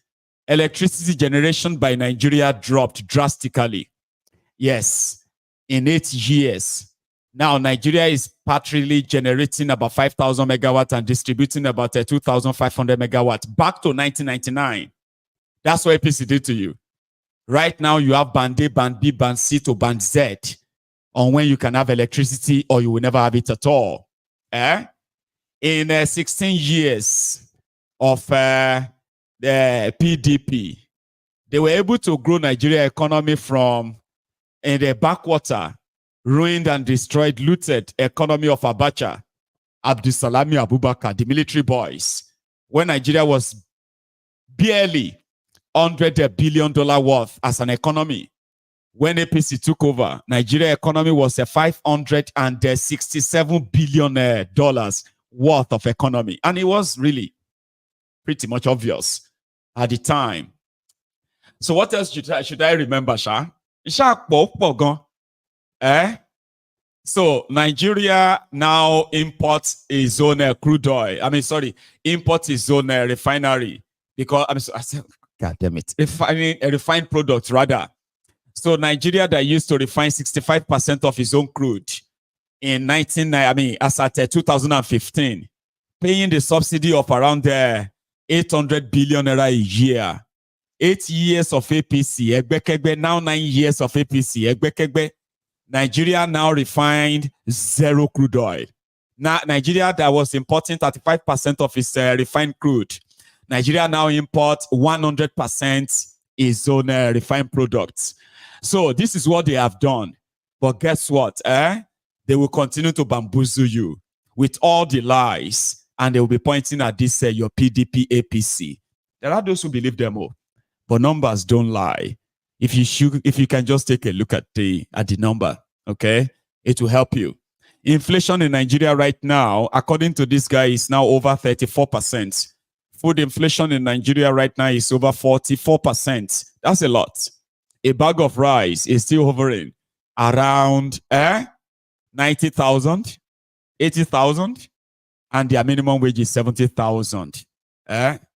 You can fool yourselves. You can fool some people sometimes. You can even fool all the people sometimes. But there is something you can't do. You cannot fool all the people all the times. So yeah, you can lie to yourself as you like. You can repeat their propaganda as you want. But now only you go know where they chew, they pinch you. We have now 72 hours before the D-Day. It is already happening. Will they succeed in discouraging you from standing up? Will they scare you away? Or will they buy you away? Buy you out of it? Time shall tell. Let's go to Warri before we round up. Where Odafe has some crime busting to tell us. This time it's in Delta State. Let's go there. We are here at Delta State Police Command, and this time we'll be parading 4 suspects. These 4 suspects, 2 of them, like they have said to me a while ago, that they entered the business of internet fraud. And according to him, that he wanted to join anti-court in the name of protecting himself. But I don't see any part of Nigerian laws that say you will go and empower yourself with weapons, prohibited firearms for that matter, because you want to protect yourself. Now what they do is that he contacted one of the brother who is supposed to be an anti-cult member and convinced him that they needed a weapon. The brother now contacted another gun runner who usually purchases rifle across the Niger. They bought these 2 pump-action guns at the cost of 1.5 million, 40,000. On their way back, after receiving these weapons, on their way back to Ugele, our policemen on stop and search duty flagged down their vehicle, and upon searching them, lo and behold, this is what we recover from them. One may say, oh, they are just scared. Scared of what? Now, they claim that they are into internet fraud. What happens when internet fraud stop paying them? What danger would this weapon pose to innocent residents who are in their houses? I want them, we will be interviewing them now, so that we will also hear from them, so that they can tell us how deep they have gone into this. What is your name? My name is Roland. Roland, you are from where? I'm from Delta State. Where in Delta? I'm from Ethiopia. Ethiopia? Yes. Okay, I see. Just like you have said before, I just want to make our audience listen very well. What do you do for a living? I do fraudster. What is the fraudster? How do they do fraudster? Internet fraudster. Internet fraudster. What do they use to do? Now my phone they use. Which kind of phone they use? They use iPhone. iPhone what? iPhone 14. iPhone 14? Yes. Okay. Your friend too, now what thing they do with that, Abi? Yes. Okay. How long have you been to this business of internet fraud? 2001. 2021. 2021? Yes. Okay. Now that is a matter for another day. Now what we are discussing now is these weapons. How did you come about these weapons? I came across armed robber in the night when I was coming from my village. I was going. That is not the question I asked you. How you take buy this weapon? Okay, I told my senior brother about it. Who is your senior brother? Umukoro. Yes. What does he do for a living? He's an anti-cultist. Okay, so you tell him say. I tell her say I want join anti-cultist. Okay. So he come tell me say if I want join anti-cultist, I go buy gun. Then he too come tell me say he not get. I come tell her say okay. This one say na he wan carry me along. I come tell her say okay, if I wan buy, you go carry me go there. I go buy one for her. So now how much you send? Who you send the money to? I send the money give Louis. The one wey wear white? Yes. How much you send to am? I send 1.540 give am. Okay, where una for receive the gun? Na for Ikwale. For Kwale, now they bring the gun come give una. Now we drive go Ikwale. Go collect the gun. Yes. So as una dey go back, then police dey see una for road. Okay, so when police stop una, say they wan search you, how did you feel when they wan search you now? I felt my brother is going to defend us because anti-cult. Yes. Okay. Now that you have been caught, your eye don clear now. Say this thing you have done is illegal. Yes, and I also learned not. Even the anti-cult, you don't join the anti-cult. No, you tell me say after we just. I want to buy gun. They go do that. They go will do every. Now you go. So who give you the shirt when you wear so? Na my uncle na give me the shirt. Why give you the shirt? I don't really know the reason. So that I go be like say you don't be member of anti-cult. Okay, you see the reason why we keep saying for vigilantes to operate or for any anti-cult formation to operate, they must always work in synergy with the DPO. The DPO is supposed to be in charge of whatever arms they are bearing, and the DPO is supposed to be the one that will release guns to them so that we will have some level of control. Now look at these two young guys that are not even up to 30 years carrying pop action. What do we do? What would they do if this their illegally way of making money cease? What would they do with this weapon? It becomes a danger to the society. Hence the need for intensive stop and search. When you see our policemen carrying out their legitimate duty on stop and search, please allow them to search. These are brand new. Ìgbà kan máa dé àsìkò kọ́ṣì ń bọ̀ wá ìgbà kan máa dé àsìkò kọ́ṣì ń bọ̀ wá tólóró máa sáré ọlọ́pàá máa sáré ayé máa sáré ẹyẹ tí ò dúró rere máa sáré àlórà máa sáré hs tí kò mọ kankan máa sáré everybody máa sáré gbogbo wa pátá máa sáré ìgbà yẹn ti dé àsìkò yẹn náà làwà. Ìgbà yẹn ti dé àsìkò yẹn náà làwà everybody máa sáré ọlọ́pàá máa sáré, àwọn tó ń ṣòro gan máa sáré, olúmọ̀lẹ̀ máa sáré, àpènà máa sáré, olúwo ìlú gan máa sáré, everybody pátápátá máa sáré, gbogbo wa máa sáré, àwọn ọmọ fantasy base máa sáré, àwọn ọmọ tomorrow base máa sáré, akíndóyin base máa sáré, ayépéjọsọ base máa sáré, everybody pátá máa sáré. Everybody pátá máa sáré. Now all of us go wrong. Do you know why I had to share that video?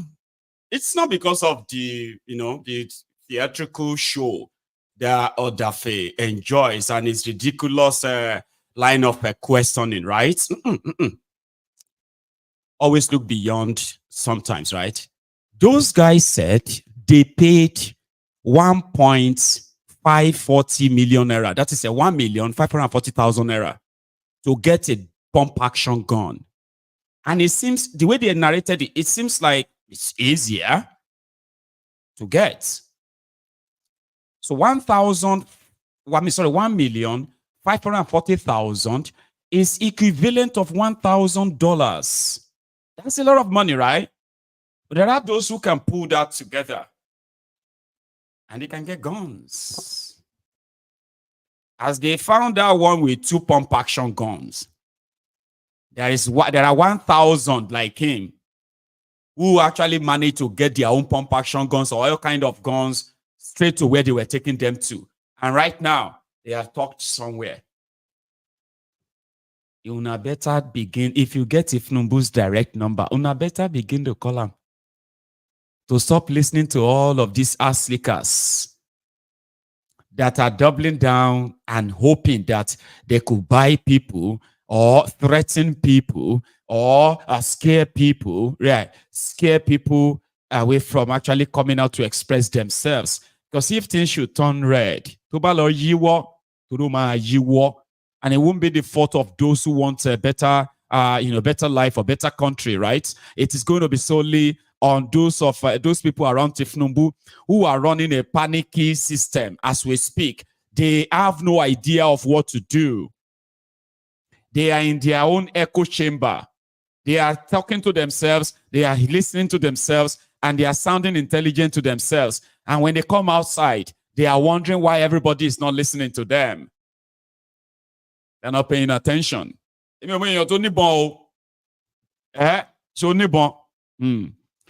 everybody begins, they say, May 80. You know 80. 80. I've been at 80.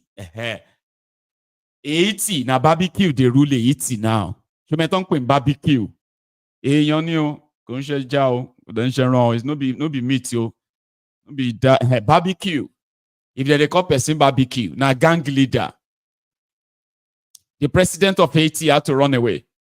All the politicians who could run away have run away. Those who couldn't, well, Asarailu, po. You get what I mean? Barbecue, loruko.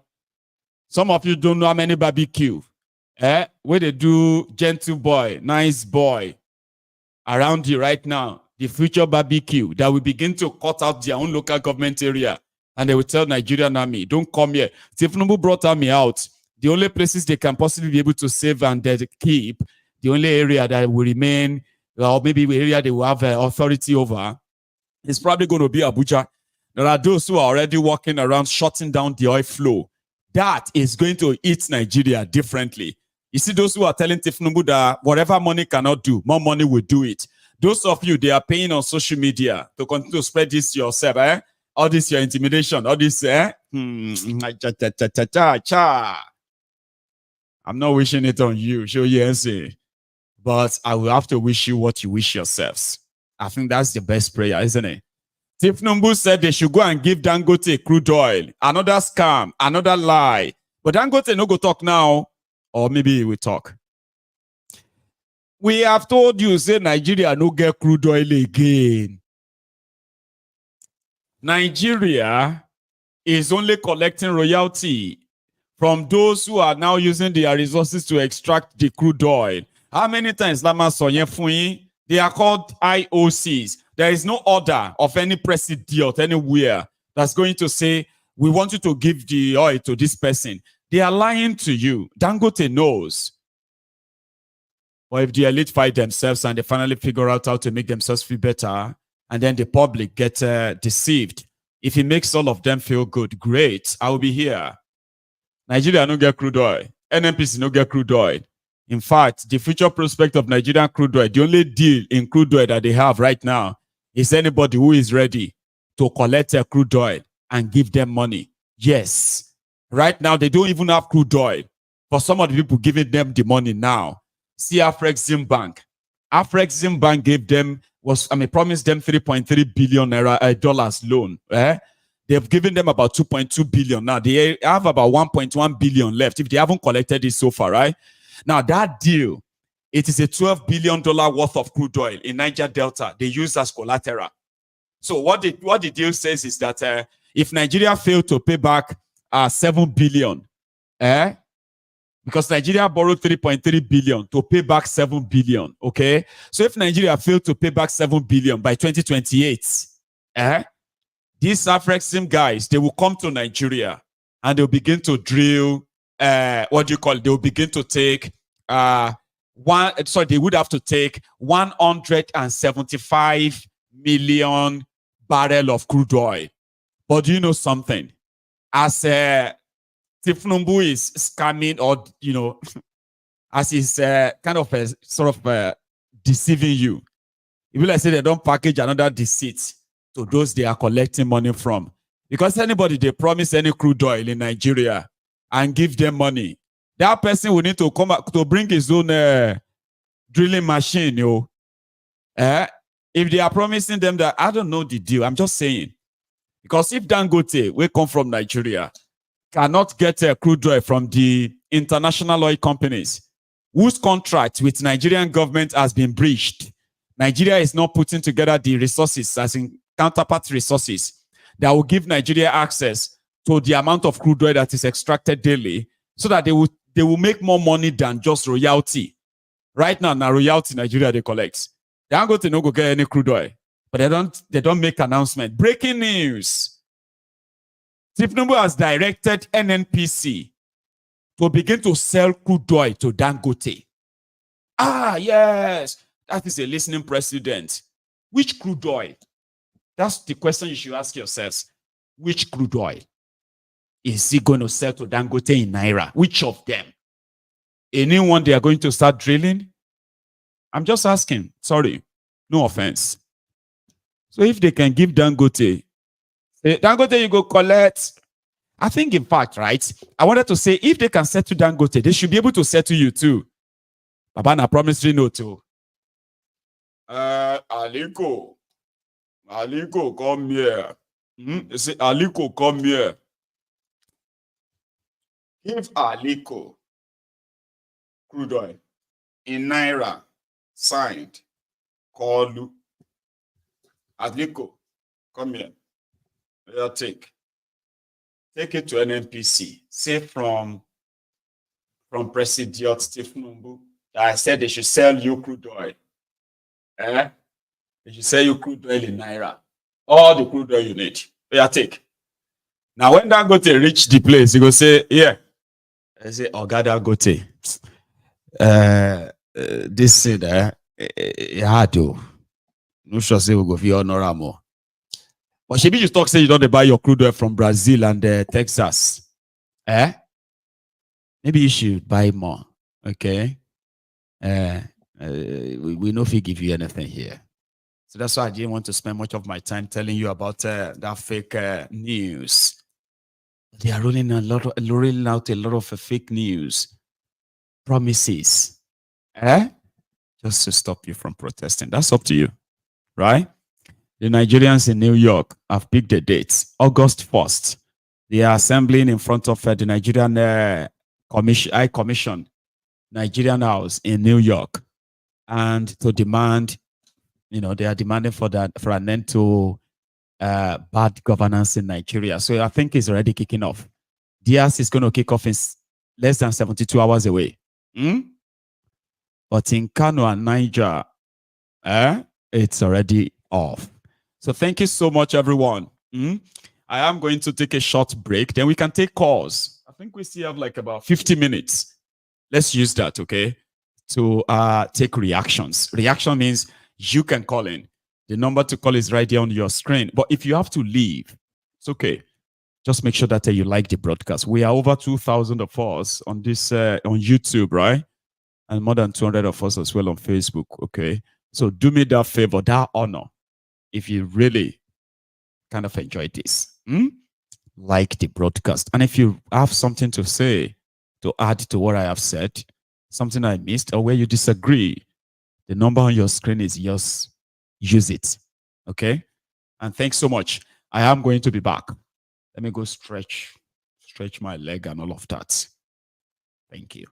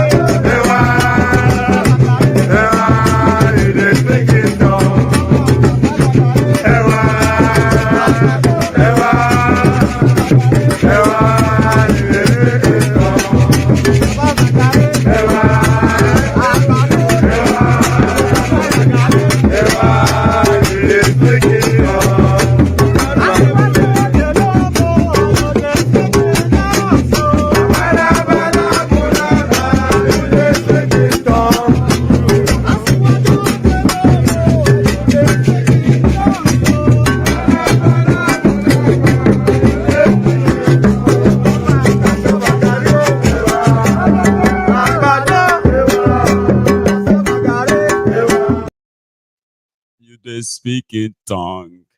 Because right now, even cassava, gari, ewa, agbado, all this, they have become luxury. Thank you so much, ladies and gentlemen, the Templars. I have a caller, and that will be my first caller this evening. Hello. Oh, good evening, Mr. Maiyegun. This is Older. Older from Leeds, Baba. How are you this evening? I'm fine. I'm fine. Great. I hope you're good too. Well, I'm very well. It is easy. Well, I've seen you anyway. I've been watching you. This is my second time watching you today. So I know. So I know you're earlier anyway. So yeah, you've got a lot to probably react to. So you've only got just a few minutes, all right? Let's go. Yeah.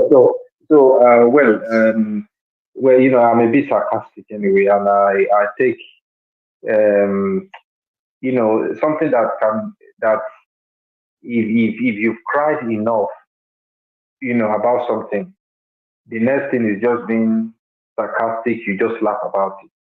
It doesn't really mean that that Nigeria should, you know, should go to hell. But it's just the way of me releasing my, releasing the tension. But I think Nigerian government are doing what they are good at. In buying people, try to, you know, give them money, let them say, tell them to, you know, to say things that they want. They themselves think that it's going to, you know, it's just going to probably solve the problem once you pay some people. So as soon that's what they are good at, and there's nothing good that can come out of the government. Like again, the government that spends money to buy their way to that position is a transactional thing for them. So they want to make as much as possible before it's too late, so that they can get back the money they spent during the election. Before everything scatters. Yeah, so that's why when somebody doesn't, the president doesn't have the love of, the people at heart, he declares subsidy is gone just like that without any questioning. He doesn't care. All of them doesn't care. As when the Casala boss like They this, just want to pretend to be seen to care. Yes, When people they've are stolen complaining too much.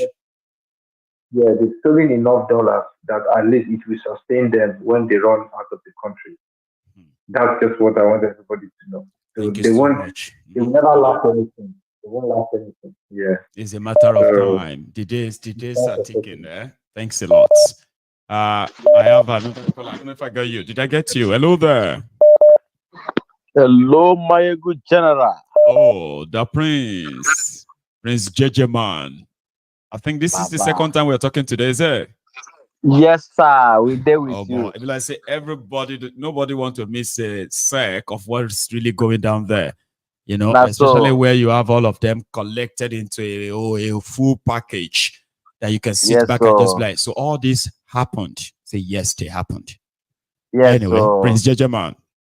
Yes, so with the full and bomber to bomber. Thank you. I beg my people, make na like and share. Thanks, man. That's our own effort. You see what Maiyegun they do. Maiyegun is doing a great job. So our own little effort is to share and like. Please. Thank you Let so us much. do that. It's very simple. Nobody they charge us money for this.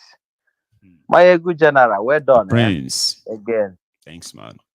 I was when you were showing these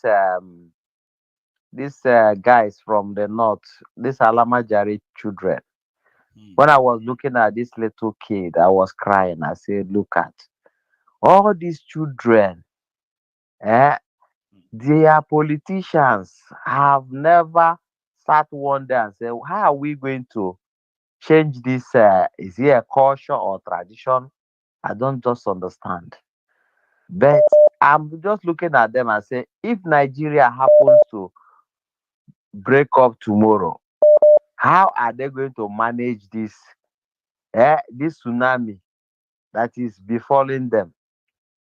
Because these children, they are very, very easy to go into all kinds of crime.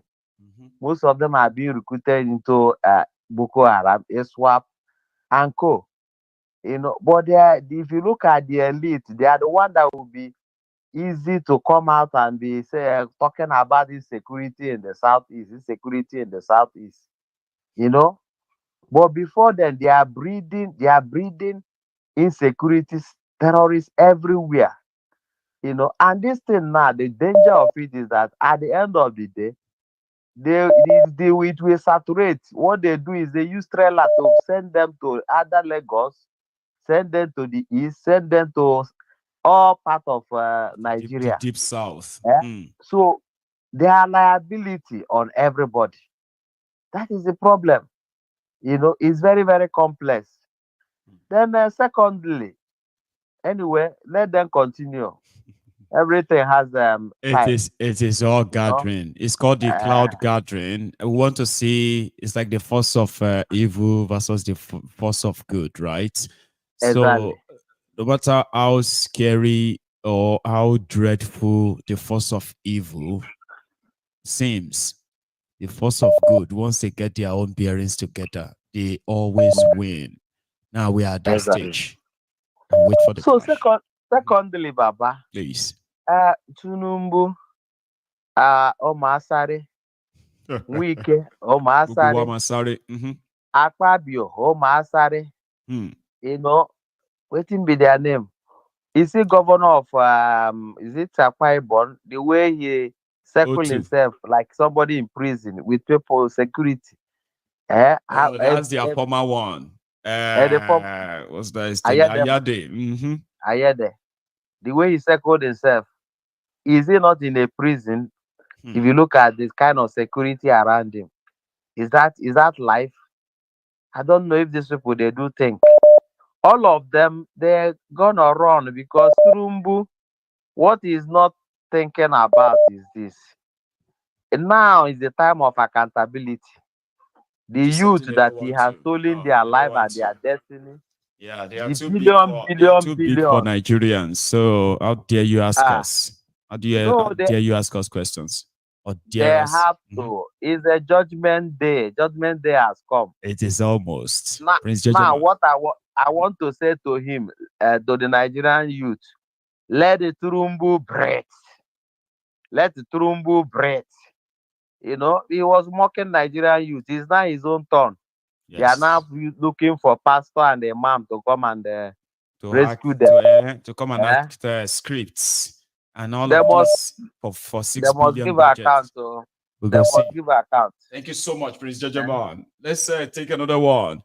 To everyone, please take a minute if you haven't really done that already. Take a minute there to check if your like is still showing up on this on this video. Check it out. Here is another caller. Hello. Hello, good evening, Maiyegun. Good evening, sir. How are you? Not too bad. Yourself? Well, very well. Thanks for asking. Thank you so much, Maiyegun, for all you do.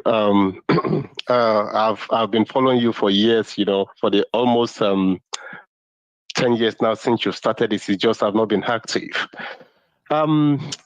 Like I said, thank you so much for what you do. I do listen behind the scenes and all that. Thanks a lot. I'm just gonna say two things because I'm not a pessimist. Okay. You understand, Maiyegun? You always give us insight as to what is happening in Nigeria. You've opened so many people's eyes. Between me and you know what is going to happen on that day. Well, these people are harmless. They are not going to do anything. Honestly, I'm not pessimist. They are scared. They would do everything to scuttle that, to make sure this is even more worse than NSAS. And do you know why I'm saying this? Tell us.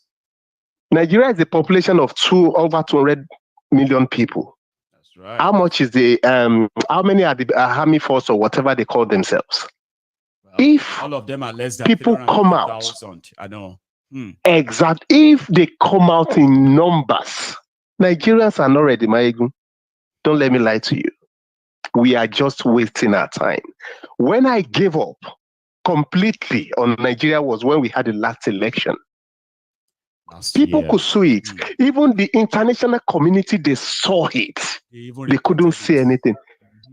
They reported it. What happened? Nothing. NSAS happened. What happened? Nothing. People are not yet ready. You see those people that are saying, "No, they are faceless. We don't." When is 5,000 naira to a pound? Hey, it is there. Already, Baba. Is it not the National Association of Nigerian Students? Yeah, but because they pay them me. So it will get to a time. So the election. The way they are even running it right now, would be election gone seeing it. It's like people want to have an election on the 1st of August. One thing I know about protests, Maiyegun, and that is why we cannot have a successful one. When people, children, mothers, everybody come out in sea of numbers, sea of people. You get. But the moment we are divided, so there are so many people, right, that are likely going to change their minds in the coming days. Do you get that now? Because we're all looking forward to that part where, Baba, I'll share you the first video. For example, if I share the first video and I say Adamawa, and where you are there, you're just like, okay. Okay, Adamawa. Well, like I was okay. And I share another one. I say, see Kano. And you're like, Kano. Okay. I pray for that. Exactly. I pray for that. That is my prayer. So But my concern is, sorry, because if we fail this one, Maiyegun, if this one fails, once the cage you are finally near. I know we are done for. So it will be the last. Àdúrà tí mò ń gbà nìyẹn. Kémi àwọn ogun kí n máa pé gbogbo wọn ti gbàgìrì lé, wọn ti kánlẹ̀. You know. That is what I want. But orí pop action táwọn boys yẹn gbé lẹ́ǹkan yẹn. Yes, sir. Nǹkan tí Nigeria need nìyẹn. You see, because they will use all these military people. Don't repeat fire for fire. I want people in court. You see, because the point is, these people are going to be harmless, and you know exactly what is going to happen. I know. But you talk about what and the sea of people. Unfortunately, want to cage you. Gbogbo border not titi. Ibi ton ti le ko mo wọlé ton gbogbo e not titi. They've caged us.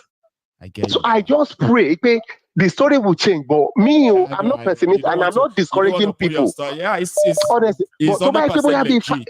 Yeah, you one thing I know legit to feel that way. Is fire for fire. We shall get Nigeria won't do borrow oppressors in one. The violent take it by force. In the Bible goes obey. But Nigerians are not ready. Stop are ready. You will see people going to work that day. You will see people, you are blocking me, you are disturbing. To bang, story paper pull. Don't say 1,000 naira. Àbí 10,000 naira to a pound tó ti wá dójú ẹ̀ tó ti red. Gan. Kì í ṣèyàn ló máa sọ wọn ní pé protest wọn ní sọ pé wo ó kò máa dàbí fíìmù ni ó máa dàbí àlá bẹ́ẹ̀ pé nǹkan ó máa yàbọ̀ ni. Ṣóun ló ń ṣẹlẹ̀ yìí báyìí. Tó ń ṣẹlẹ̀ ṣáṣé mò ń lálàá ní ṣáàbí kìíní bó ṣe rí nìyẹn. But let me just give time to other people. Thank you so much for all you do. But I pray that I'm not a pessimist, but I pray that should happen that day. Kí gbogbo wọn gbàgìrì lé tọmọtọmọ ilé tó bá lè ṣe because ibi tó ń bá Nàìjíríà dé àtọmọdọmọ ẹ jẹ́ ká kúrò lórí ẹ̀. I understand, Baba. Thank you so much. Yeah? Thank you so much. All right. Okay. Now that's one thing about this platform. I understand a lot of people are like, "Oh, don't discourage people and all of that." I do not have control over what people say. But do you know one thing about this platform, right? You also have the same right to come and vent how you feel. Even though once in a while we can be like, "Oh, come on, that's extreme."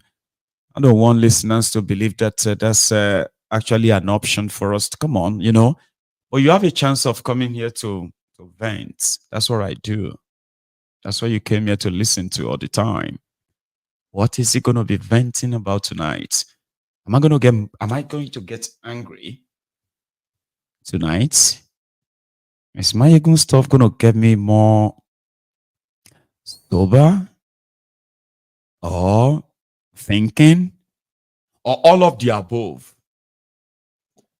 Do you understand? So you can pick up your phone and say, "I'm so angry." If you are, let's know.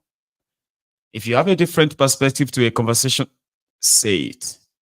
I love it when you balance it enough to say, "I am just kind of reacting this way, even though I would want it to be this way."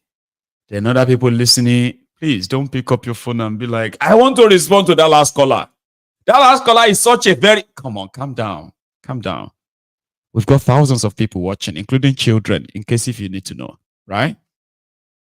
Disagree with them respectfully. I disagree with that. Now you will now tell us your disagreement. That is how adults converse. So I have a caller though. Here. Hello. Maiyegun Baba. Yes, I greet you. How are you? I'm fine, thank you. Thank you for all you do. Honestly, we can't thank you enough. Thanks a lot. And I always ask myself, how do you do it? You're very passionate about what you do. Because it's not what you just do. Do what you do. I credit you and I give you that big credit. Thank you for what you do. Please. Two things I actually want to say about sometimes when I look at that country called Nigeria, I ask myself, what kind of species are they? Like, really, seriously, you are suffering, and somebody can now pay you and say, "Oh, no," to protest. What does it work? Really, you stood there or you sat there and you agree with everything they are saying for a price. seriously, look at me, look at you. Like, if someone, I don't know, maybe because we are in the light and they are still in the darkness because NEPA don't give them light. Everybody knows what they are doing. That's one thing I also want to tell us too, right? Sometimes we say it could be part of it too, right? Like access to information and other stuff, which is deliberately, they intentionally block a lot of them out of it. But when you look at some of those who are positioning themselves to cash out, okay, in order to be anti-this or in support of government for this or that, right? They do so because they know they will get paid, which means they are aware that there are some people who don't feel comfortable with this anymore, but yet they know what they are doing. But I kind of feel like that, you know, but yeah, go on. But you said paid. Yeah. Okay. I'll give you an example. Look at the video, one of the video you showed this afternoon, where the deputy governor went to church and said, "Oh, our papa said this," and people are still crying like, seriously? I know. You guys, can you know? I mean, anyway, the biggest problem is not even the hunger of the stomach.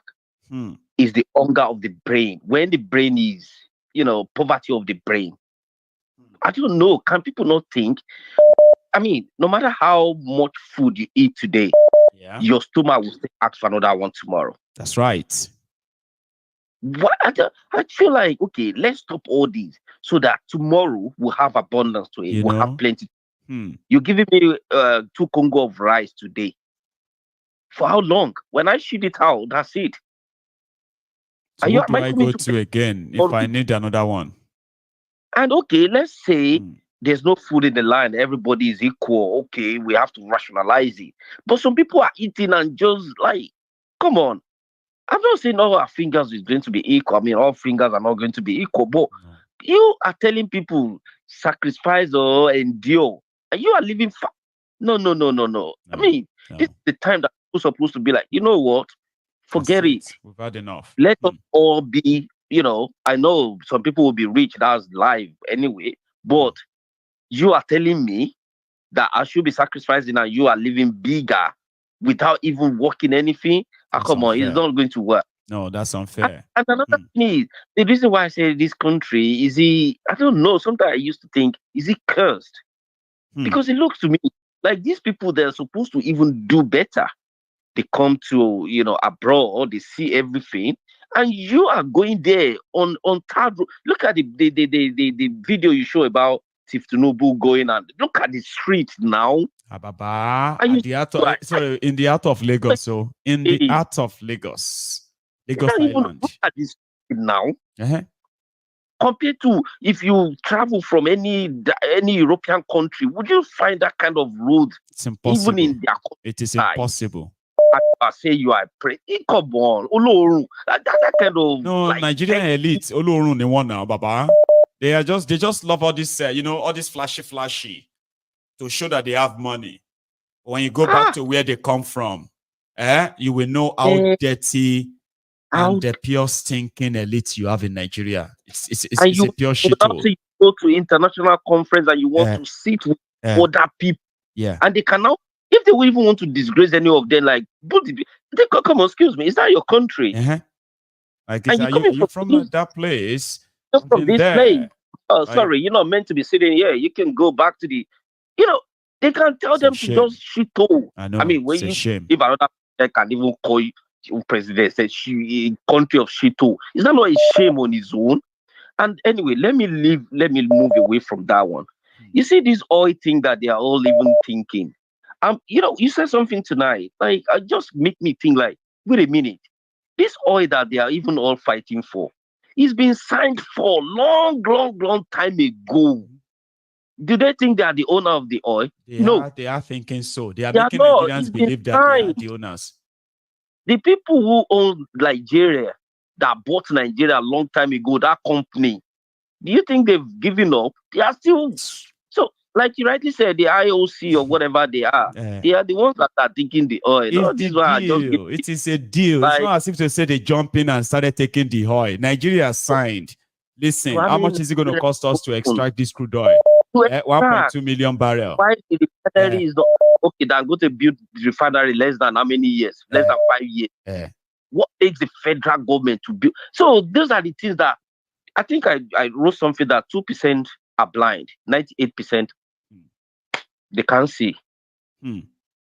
That is the population of that country. They can't see. You see, all this information you are dishing out is what it only takes people who have a deep thinking to look beyond their nose to see. It takes a lot to. That's why I'm so grateful. See, Baba, I am so grateful to everyone who has managed, in the midst of all this misinformation, tribal war, this or that, in the face of all our prejudices and our biases, right? They are still able to kind of process what I do here, and they get to see reasons, right? That is such a big job, that I'm so grateful that I have people that will call on this program and actually they're like the vessels that carries this message out there. And I feel proud of myself and us. But honestly, you are doing so well, Baba. Finally, before you go, my own problem now is, what are the religious people doing? Is it? They are already in on it. They're already telling their members not to. But thank you so much. Let those who have ears listen. Thank you, Baba. God bless you. Thank you very much for all of that. And I just missed somebody, but I think I got another caller here. Thank you so much to every one of you in the comment section who are pushing the likes, who are like encouraging everybody to do same.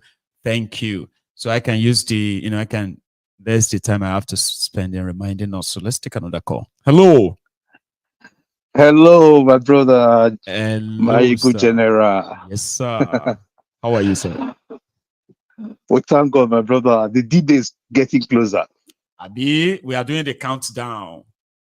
And the paranoia is becoming too obvious. The chicken is coming home to roast. That's it. Tell them. Yes. Yes. I told you some time ago, I said, the thing that will happen is not until Nigerians will pack themselves to the front of the Senate House and then the front of that Aso Rock. And this will start, seeing people in numbers. That's when they will feel threatened, and that's when they will start listening. When they feel threatened, things will get done. But when that's what they say as well, Baba. They said that if the government or people in government, if they fear the people, right, there will likely be justice.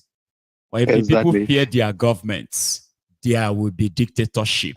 That's what you have in that place. But go on, Baba. Exactly. It's Victor from Germany. God bless I'm you. sure you may have, recollected my voice earlier, but yeah. God bless you, Vicky. Thank you so much. Please. Thank you, bro. So I just want to appreciate what you've been doing for us, Maiyegun. Maiyegun, you don't know what you're doing for Nigeria. You are at the forefront of the liberation. They want me hanged. Trying to set our people free. And Agbado might want me hanged if that will reduce. By God's grace, they wouldn't. Their hand no will ever fit with you. They don't have control over that. I know. Lie. Wow. If they try it, they will be in trouble. We won't give them the chance or the pleasure to even try. Trust me. There are no people behind you, my brother. Don't get worried. Bless you. The Lord is behind you. Thank you.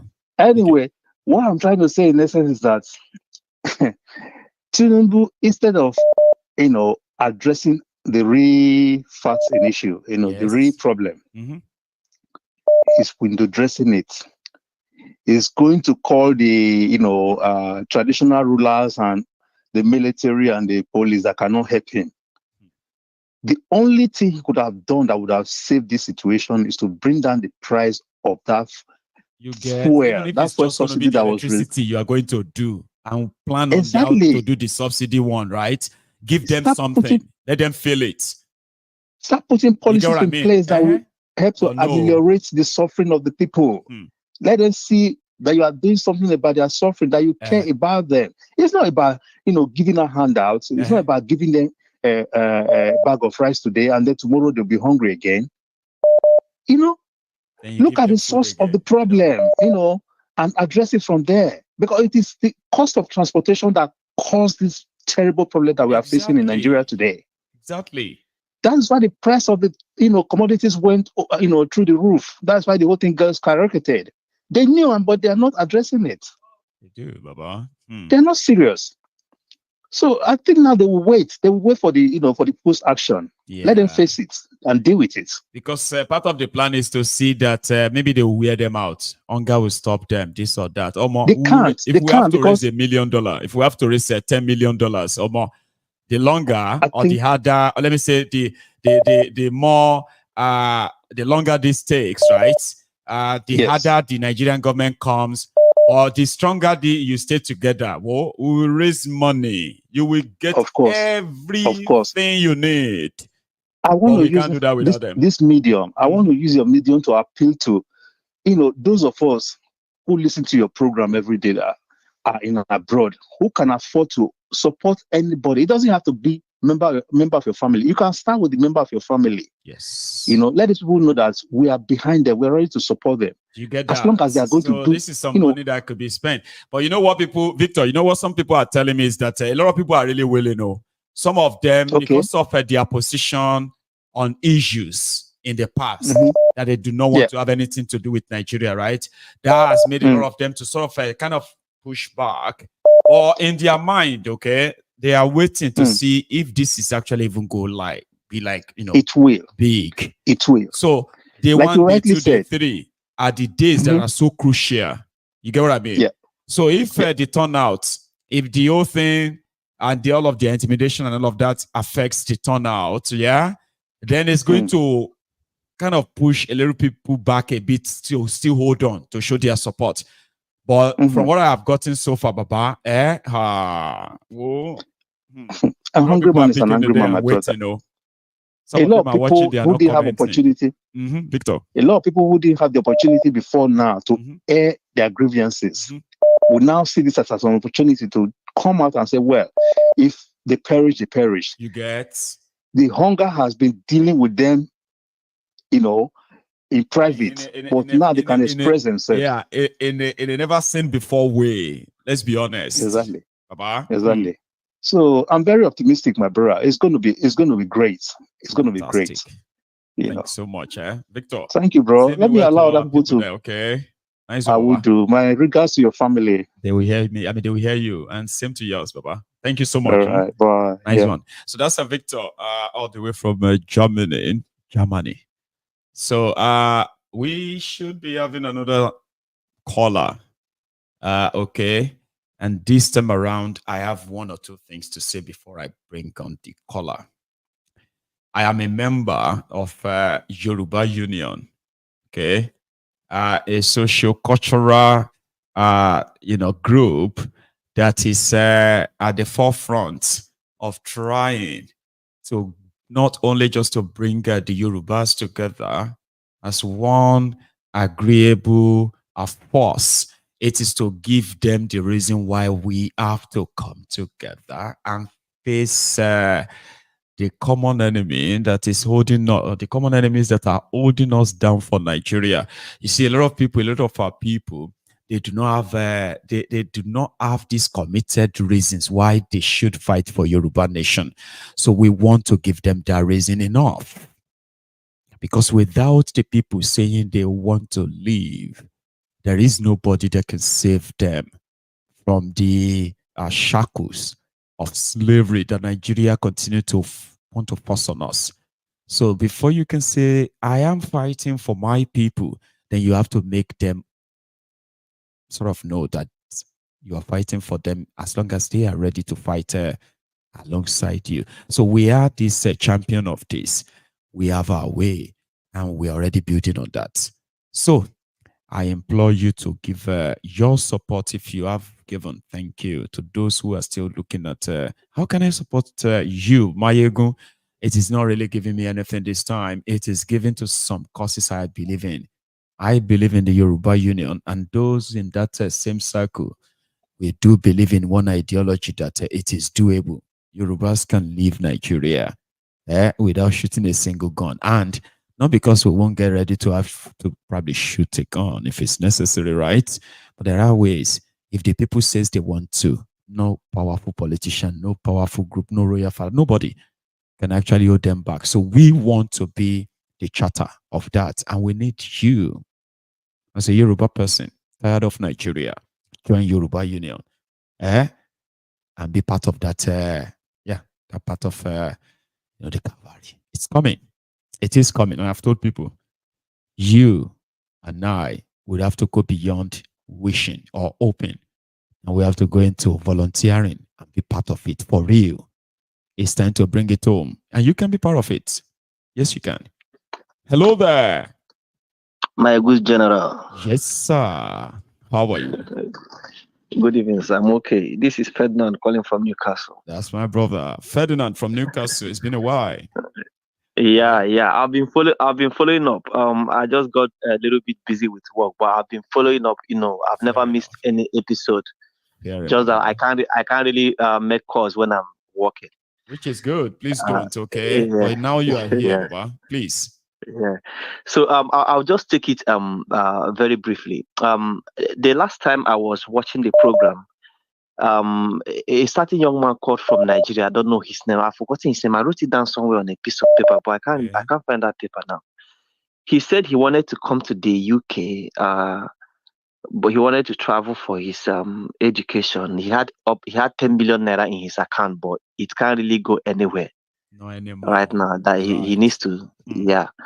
You see, that is what Nigeria has done to people. When you devalue your currency without thinking of the consequences. That's one very And good point. I wanted to even tell him that even people who managed to cross over to the UK, most people went back home because they couldn't really meet up with the payment and all that, because it became so frustrating. Because of this hyperinflation at Tomo, it affected them despite the fact that they are here. Exactly.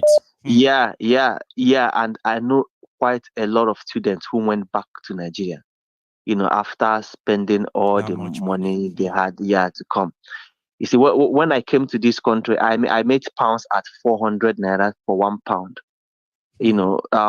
And that was during Buhari's tenure. And even then, we were complaining that it's so high. And I did my undergraduate in the UK with master's level, and the total school fees was around 55,000 pounds. That guess how much it was as at then. It was around 22 million naira. For 55,000 pounds, yeah. Now it's over 100 million for your 55,000 now. You need 100 million. It's sitting at 112 million naira. 112 million for 55,000 now. Yes. Hey. But when I did my 4 years and including my masters, I paid that was what it cost me, 55,000 pounds. My dad paid that, and around then it was around 22 million. Yeah, because I made pounds here at 400 naira for 1 pound, and then we were even complaining that it was high then. Yes, it was high. Yeah, it was. When I came to this country, a pound was just 190 naira or thereabouts. Okay. When I came to 12 years or nearly 13 years ago. But go on. Yeah, because imagine, because I was paying through a trade system. So that's school fees now. That's 22 million naira now is at exactly 112 million naira now. If you use the recent exchange rates now, that is what Nigeria has done to us. That is what Nigeria has really done to a lot of people. Send you straight down here on a 22 million naira budget education. Yes, now, from undergraduate to masters. Now, if he wants to send your brother or your sister, it will need 112 million. 112 million. That is what Nigeria has really done. So when people back home say that the people should not protest, like, I look at them like, these guys are fools. They don't really know what is happening. They don't. They have that trashy piece of paper they call 1,000, and even when when the government is sharing them 10,000, they think they have 10,000. Me looking at it, it might look like 10,000, but in actual fact, what they have in their hand as of now is like 3,000 naira. That's which the even the 1,000 naira they have, gone. yes, even the 1,000 naira they have right now is like 300 naira. They don't know that the trashy note they call naira is gone. Like, they don't really have any legal tender in Nigeria. So again. they don't even understand why. And that's why we keep reminding them the policy. They say, Nigeria just got bad in the last 1 year. Yeah, it got worse in the last 1 year. They destroy you. They don't understand. They don't understand what floating of naira mean. These people keep duplicating offices, like you just said. Okay, I was watching the news the other time. This the deputy speaker was happy about the signing of the Southeast Development Commission. What the hell is that? What is wrong with it? Okay, Southeast Development Commission, I presume is because of the southeastern states. And then we already have NDDC. Abia and Imo, they are in NDDC. You know that. Abia and Imo is included in NDDC. And definitely Abia and Imo will also be in Southeast Development Commission. Is it not? Yes, ma'am. So you carved out Abia and Imo and you put them in NDDC because they have oil. And then you also carve Southeast Development Commission, which Abia and Imo will also be. You know, they keep duplicating offices and creating commission, thinking that the commission it is what chairman, will solve the problem. Vice, deputy chairman, they will have board, they will have this, they will have that. All of them, they withdraw money from the I'm treasury. telling you, like it doesn't really make any sense. It doesn't really make any sense at all. And some of these people, their children schooled in the UK. Yeah, you see, what's his name? The son of the Tinubu's son. I don't know his name. I forgot his name. Yeah, he schooled in University of Birmingham. And now he's schooled in Birmingham in the UK. He's also British. And they know, just in case you need to know. Yeah, I know he's British. I know he's British. And some of the prominent politicians, their children, I know some of them that they were in University of London and all that, University of Kent, Manchester, and all those universities. So they already know how these things work, and they've already started positioning those ones to come and start suppressing our own children tomorrow, because those ones have no idea of what anything that is happening in Nigeria. They don't. You get it? So if any Nigerian youth is smart enough, they should know this is not the time to play tribal politics or anything. I myself, I was of the opinion before that Igbos shouldn't join, that they will label it Igbo. But since I've really had a rethink about what is going on, and I'm like, you know what? Let everybody join. Since they've already started. Anyone interested, join them. Yes, if you're not interested, you are still fine. Yes. Okay, it's okay. If you're not interested, stay away. Since they've already started calling it IPOB protest or whatever. Continue to link it to you. Yes, let everybody just join this thing, and let us just bring down this entire system down, because these guys are really, they are really scared. If you can tell from their actions, they've been, they are very, very scared. Like they are really scared. You can tell from the way they've been pushing military into the streets and all that. So we really need to bring down this system. You are bringing military. You are harming them like they are going to war. That is so barbaric. We're in the UK when Muslims they were sympathizing with Palestinians in London. They staged a protest in the UK. Everywhere, even though UK was complaining. Yes, that. You will never see the police go after them as this. I'm telling you, and even though the native British people were supporting Israel, these people staged protests in solidarity of Palestine for days. Yes, and I was in London. The police handled the situation like they were not harassed or threatened the way. If anything want to get out of hand, the way the government of Nigeria is threatening people and having a press conference. One or two people will come out, hold a press conference and say we are pulling out.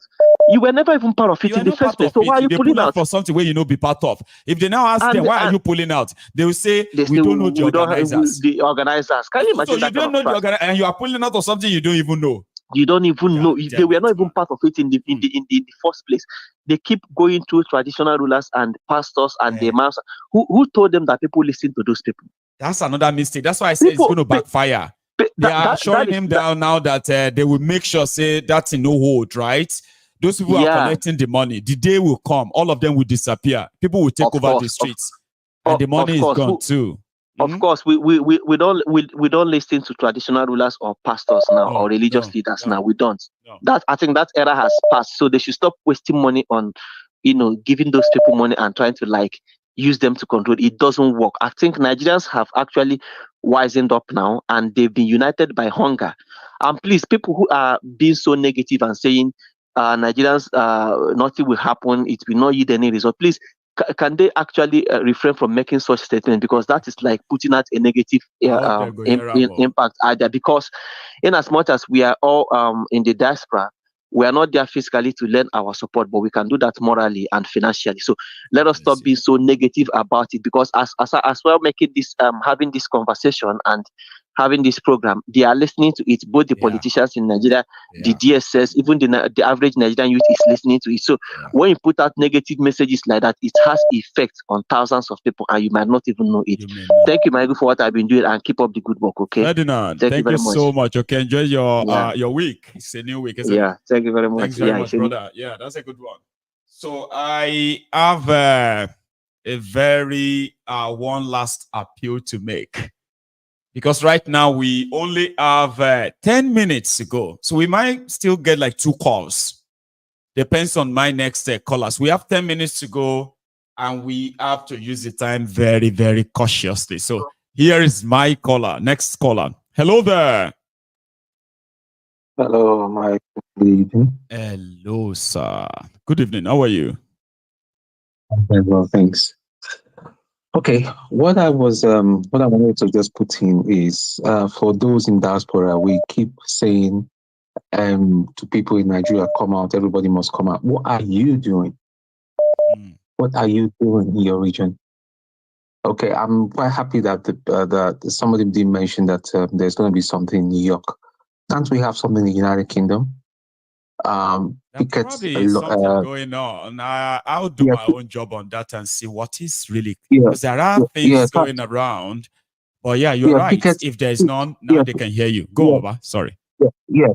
Picket the embassy, and not too far from the embassy is number 10. Go there and picket it. It's just Downing Street. It's just the distance between Nigerian House and Downing Street is not too far. No. As long as we have up to 100 people, we'll picket I tell you, some people would take the time off. I, being one of those, would take the time off and go and show my support. So it's not just about us saying people should in Nigeria, they should come out, and people blaming people that are collecting 5,000 naira. But I'm not saying it's right. Listen, things are difficult in Nigeria at the minute. 5,000, it's like a fortune for some people. So they will poverty is a bad thing. It will put you under pressure. It will put you under pressure to do something that you would not normally do under enormous circumstance. So we in the diaspora, we should make it. And anybody that knows any of the address should put it online. We'll go there. We'll go to their houses and picket it. It's not an offense here in the UK. We'll go to their house and picket their houses and all that, and let them know that, listen, there's no escape except they go to Mars or Jupiter, That's some stuff there. And I bet you there are so many people who have also possibly scouting for any information about what's going to happen in the UK and even in their own city, not just UK per se. Call out the address and all that, put them under pressure. The United Kingdom, I'm talking about United Kingdom because that's where I live. I don't know about other countries and all that. We'll be under pressure. We'll start thinking twice, hey, these thieves that come and want to start causing wala in our country, do we really need it? They'll be kicked out. So that's the thing. Just let them know that. Let them know there's no escape. There is no escape. Okay, look at.